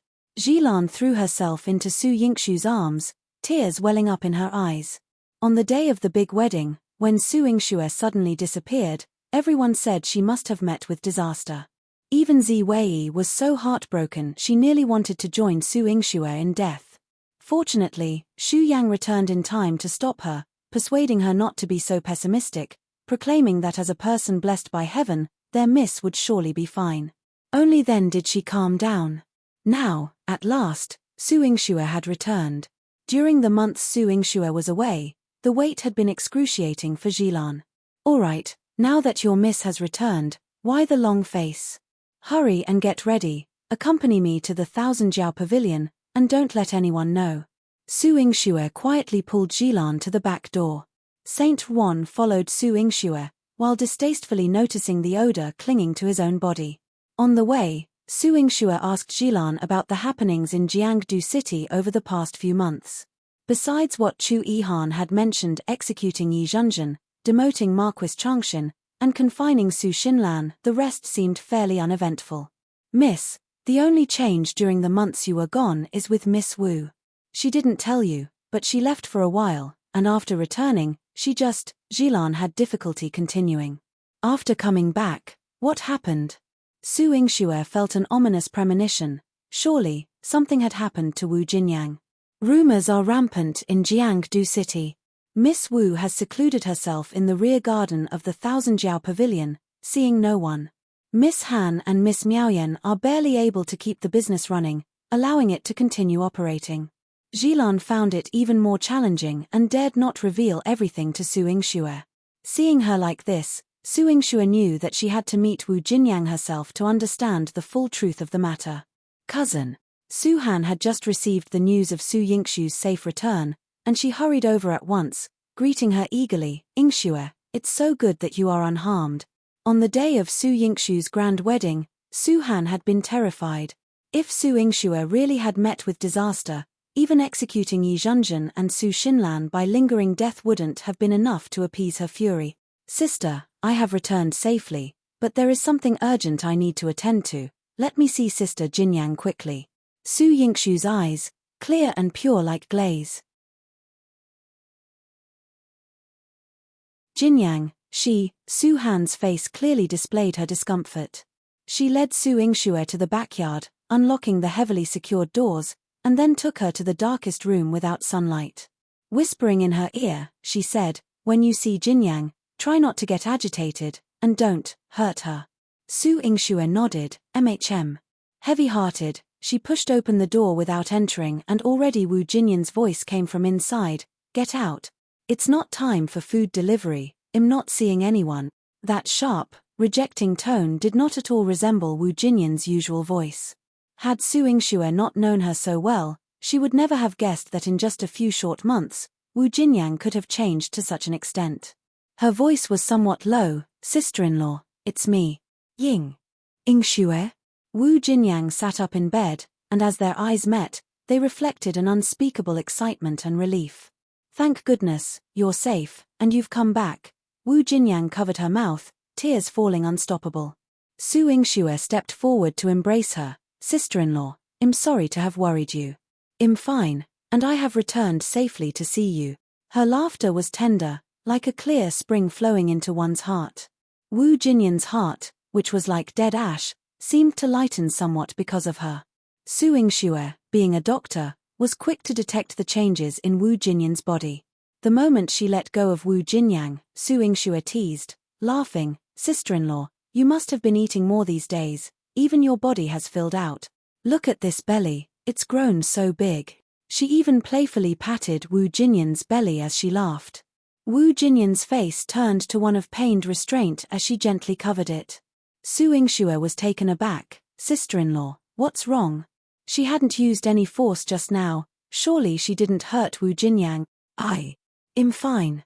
After letting her go, Su Yingxue finally took a good look at Wu Jinyang's face, which was exceedingly pale, completely void of any color, and she appeared alarmingly thin.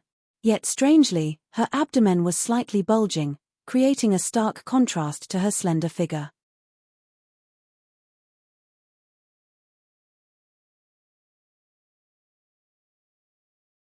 The child is already 5 months old, Lise, Su Yingxue could not fail to notice the oddity of her body, but when she tried to grab Wu Jinyan's wrist to take her pulse, Wu Jinyang hid her hands behind her back, biting her lip in panic. "I'm fine. You don't need to worry about me. How could you be fine?" Su Yingxue frowned. With such a big belly, could she possibly be blind? When Su Yingxue pulled Wu Jinyan's hand out and felt her pulse, her heart skipped a beat. "Sister-in-law, she was pregnant." Moreover, this pregnancy was already almost 5 months along, but 5 months ago, Su Hao was at Bamboo Leaf Pass and had not come back at all. The child in her womb. Wu Jinyan's eyes were bloodshot, her expression as if her heart had died, which was very distressing. Su Yingxue clenched her teeth, filled with hatred. "Sister-in-law, who has wronged you? Tell me, and I will kill him." To have the audacity to wrong Wu Jinyang, to let her get pregnant. Once she found that bastard, she would surely kill him. "No, you can't blame others, it's me. I didn't protect myself well, it's me. I'm sorry, brother." Wu Jinyang covered her face and burst into tears. The pain and distress she had repressed for so long burst forth like a floodgate opened by Su Yingxue's words. She cried out loudly, determined to let out all her heartache and grievances. "Sister-in-law," Su Yingxue's heart twisted in pain as she held Wu Jinyang. When Wu Jinyang fainted from crying, Su Yingxue administered acupuncture to stabilize her mind. She then asked Su Han to send over some food for her to eat when she woke up. In the room, Su Han explained the situation to Su Yingxue in detail. "Before your grand wedding, when I came to purchase your dowry for you, Jinyang entrusted me to look after the 1000-jiao pavilion temporarily. She said she would go out of Jiangdu City to visit relatives. I agreed and offered to send someone to protect her, but she refused, saying it wasn't far from Jiangdu City. I let her go without worry, not knowing." Su Han's face flashed with regret. "If I had insisted on sending protection with her, she wouldn't have suffered like this. Afterward, I got busy with your grand wedding, and you kept running into trouble, so I couldn't spare the effort to look for her. It wasn't until 2 months ago that she returned looking disheveled, and without saying a word, she locked herself in her room. Later, I watched as her belly grew larger day by day. As a married woman herself, she could not fail to notice the state of Wu Jinyan's belly, but when she asked once, Wu Jinyang said nothing and locked herself away even more securely, at one point even refusing to eat, starving herself to skin and bone. Later, somehow, Su Hao returned. I allowed him to see Jinyang, and it seemed they had a fierce argument. Su Hao rushed out in a hurry, and Jinyang fainted. I had no choice but to summon a doctor to treat her clandestinely. After all, there was a life inside her. I advised her to think it over carefully, and then she decided to keep the child. Su Han finished recounting Wu Jinyan's ordeal, her eyes showing a touch of desolation. "I guess the child was left by someone who wronged her, but in the end, it's her own child. I couldn't keep my child and have no fate with children in this lifetime. I don't want Jinyang to end up like me." So, she was worried that Su Yingxue would blame her. But Su Yingxue was only filled with rage. The child did nothing wrong, and Sister Jinyang is innocent too. But who is this villain? Let me find out, and I will butcher him. Don't harm my child.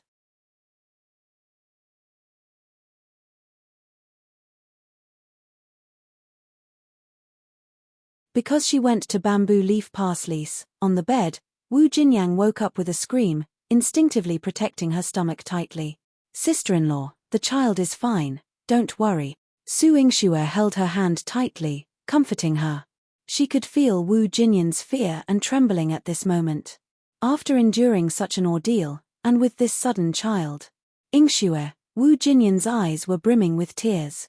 Su Yingxue urged her to eat first and then decide whether or not to tell her about the child and where she had been.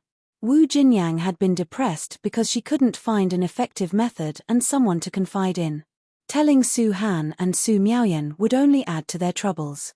Now that Su Yingxue was back, she told her, "It happened at Bamboo Leaf Pass, while I was looking for your brother." "What? You went to Bamboo Leaf Pass?" Su Yingxue's eyes widened. This was something she had never expected.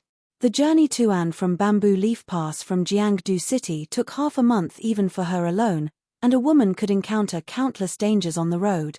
Yet she dared to go.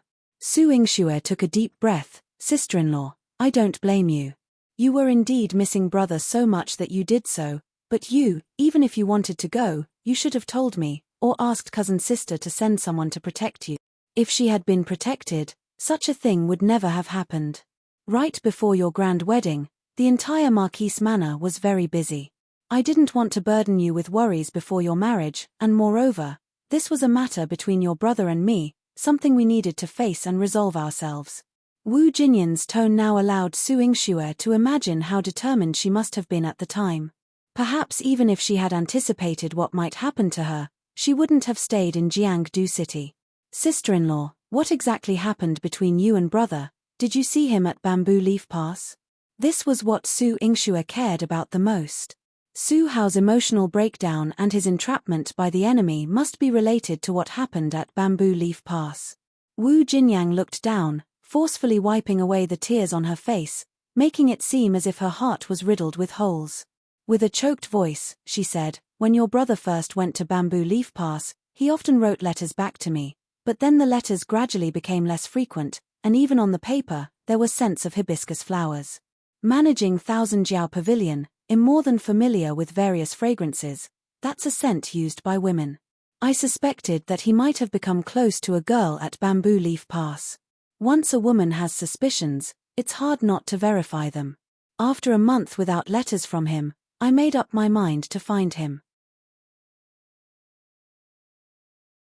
On my way to Bamboo Leaf Pass, though I encountered some difficulties, I eventually arrived safely. The Miss Lu who received me was very polite, but I waited a whole day without seeing your brother.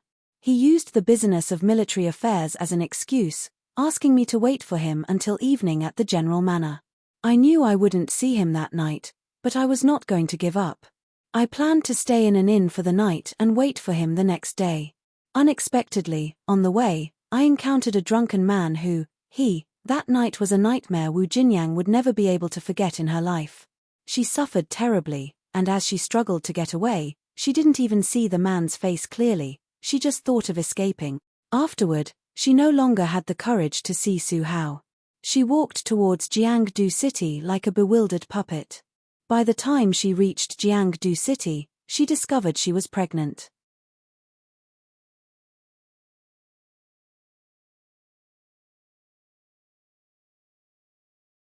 Don't call me sister-in-law anymore, Lise. She began to lock herself away, refusing to eat or drink, intent on miscarrying the child, but then Su Hao suddenly returned. Seeing her pregnant, he was shocked, pained, and furious. She still remembers to this day how Su Hao grabbed her shoulders, his eyes red as he said to her, "Jinyang, abort the child. This child cannot be kept. And what about me? Will I still remain by your side?" Su Hao hesitated, unable to give Wu Jinyang an immediate answer. Time slipped away by the second. Wu Jinyang knew then that Su Hao was unable to give her an answer anymore. Caught between Su Hao and the child, she made a choice. "Su Hao, you should go. I will keep the child." Su Hao stormed out the door, and she knew that there was no longer any possibility between them. Su Yingxue sighed deeply. Afterwards, my brother left for the battlefield. Now she reflected, during their campaign against Yungui City, those days spent eradicating Wu Dao, Su Hao's odd behavior must have been on account of Wu Jinyan's pregnancy. Su Yingxue never doubted Su Hao's deep affection for Wu Jinyang, but as for Wu Jinyang now, "Sister-in-law, since you've decided to keep the child, I will prescribe you some fetus-preserving medicine and tonics to care for your health. You must eat well. Only by nurturing your body can you ensure the child is born healthy," Su Yingxue said. She gently stroked Wu Jinyan's belly, lamenting that the child was not Su Hao's. But it was not yet born and was certainly innocent. And Wu Jinyang had her own reasons for deciding to keep the child. "Yingxue, thank you, but from now on, please just call me by my name. Don't call me sister-in-law anymore. Once your brother returns, I will dissolve the marriage with him, and we will owe each other nothing," Wu Jinyang said, her face full of vulnerability and her eyes showing painful resolve. Su Yingxue moved her lips. "All right. Sister Jinyang, I promise you. But as for your marriage to my brother, he won't give it up easily. He was injured and trapped behind enemy lines, he must be very concerned about you. Once the army returns to the capital, You should have a proper talk with my brother, Su Yingxue urged. A rift had formed between the two, leaving behind a great wound that might never heal. But it was necessary to speak calmly and clearly, to say goodbye properly, in order to make peace with one's heart. To not let down the deep love of all these years. After leaving the medicine and clinic instructions, Wu Jinyang began to eat once Su Yingxue was gone. The inherent fortitude in her nature meant she would not easily succumb to any situation. Even if humiliated by having a child in such a manner, she would not seek death but rather contemplate how to live her life moving forward. After visiting Wu Jinyang, Su Yingxue shared a cup of tea with Su Han. Although Su Han was the daughter of an official, a lady of respectable family, her management of the Thousand Jiao Pavilion in this period led to a continuous rise in revenues. Integrating some of Wu Jinyang's methods, 3 more branches of the pavilion had already been opened. As an owner who simply waited for her share of the profits, Su Yingxue felt somewhat ashamed to receive such a large sum of money after facing such trials and tribulations. I haven't managed the business for a single day, yet so much revenue has filled my pockets. It feels rather awkward. Sister, since you have opened a few more branches, the earnings from these new branches should be split between you and Sister Jinyang. I won't intervene, she said. She had the clinic to worry about, and after returning, she suspected she would not be able to look after the Thousand Jiao Pavilion anymore. You're willing to trust me to manage the Thousand Jiao Pavilion? Su Han asked, her lips curving into a slight smile, her eyes shimmering with excitement.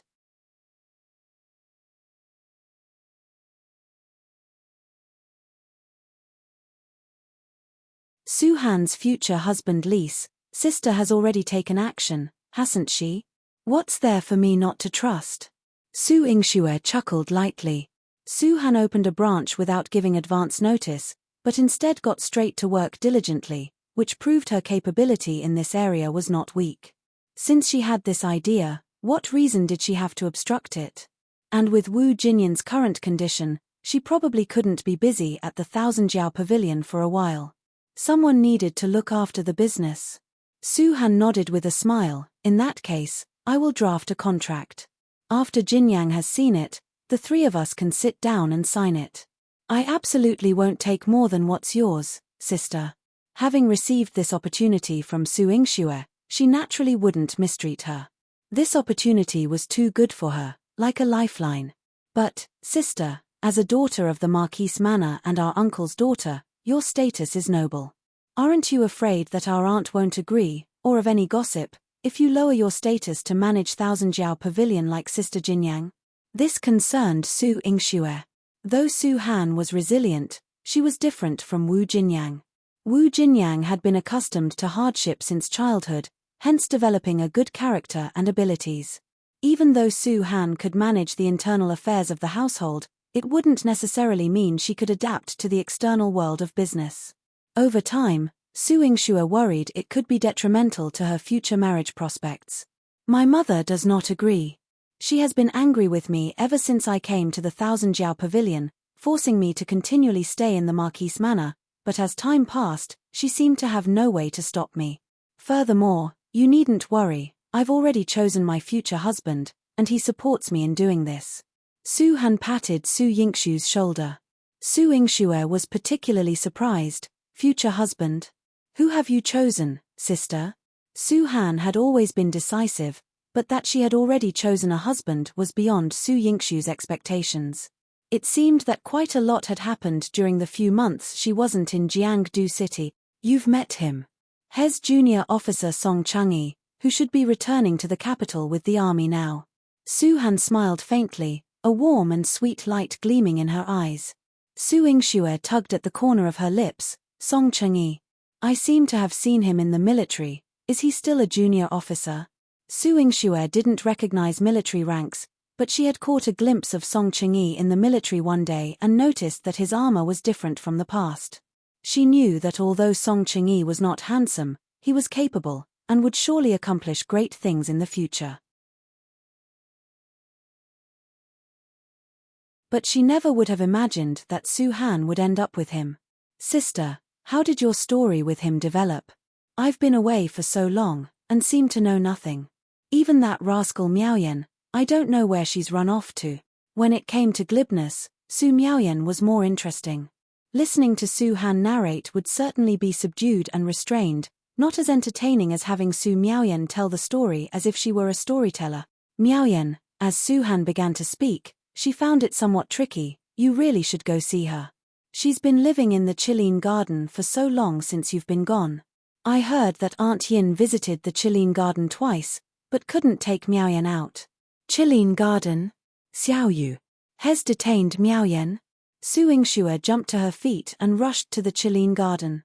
As she barged in, she kicked the door and cursed, Xiao Yu, where have you kept my sister? Release her at once. Otherwise, I won't let this go.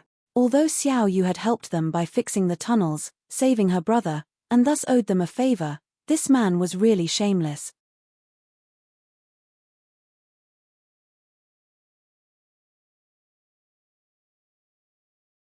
Xiao Yu is an old man Lise, her sister Miaoyan is still a young girl.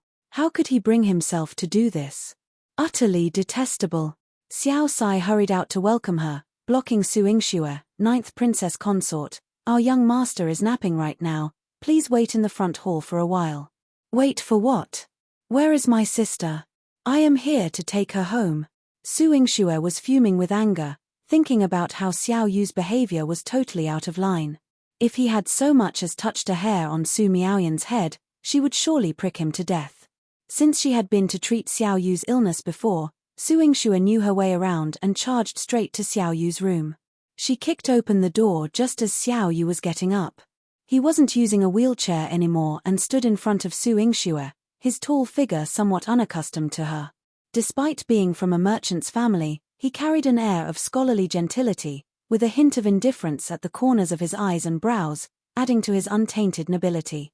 Clearly awakened by Su Yingxue, Xiao Yu said calmly, 9th Princess Consort barges into my room. Does the 9th Prince know about this? Su Yingxue's face turned green with anger. I'm not here for you. What does it matter if the prince knows? Where is my sister? What have you done to her? Xiao Yu, have you lost all sense of humanity? Miaoyan is only 14, still a child, and you dare lay a hand on her. She accused Xiao Yu to his face, causing Xiao Sai to wince. 9th Princess Consort, you must be mistaken. Miss Miaoyan has been living in Qilin Garden and seems quite happy. Our young master never forces her to do anything. What nonsense are you spouting? Is Qilin Garden her home? She has her own house and doesn't return but feels comfortable staying here with your young master. My auntie has come several times and hasn't been able to take her back. Are you saying it's not because your young master is preventing it? Su Yingxue interrogated sharply. On this point, Xiao Sai shook his head firmly. Our young master has never stopped her from leaving. It's just that every time Madame Yin came to pick her up, after talking with their young master, she left and never mentioned taking Miss Miaoyan away again. Xiao Yu didn't bother to argue with Su Yingxue and, with a wave of his hand, had the servants bring Su Miaoyan out. Su Miaoyan was dressed in a light sheer skirt, delicate and lovely in color, enhancing her youthful face and making her seem like a fairy among flowers. Sister, you're back. Su Miaoyan darted over in little steps, like a pink cloud crashing into Su Yingxue's embrace, snuggling into her. Su Yingxue saw her cheerful demeanor and flicked her forehead. You brat, staying away from home for so long, have you been brainwashed by this man?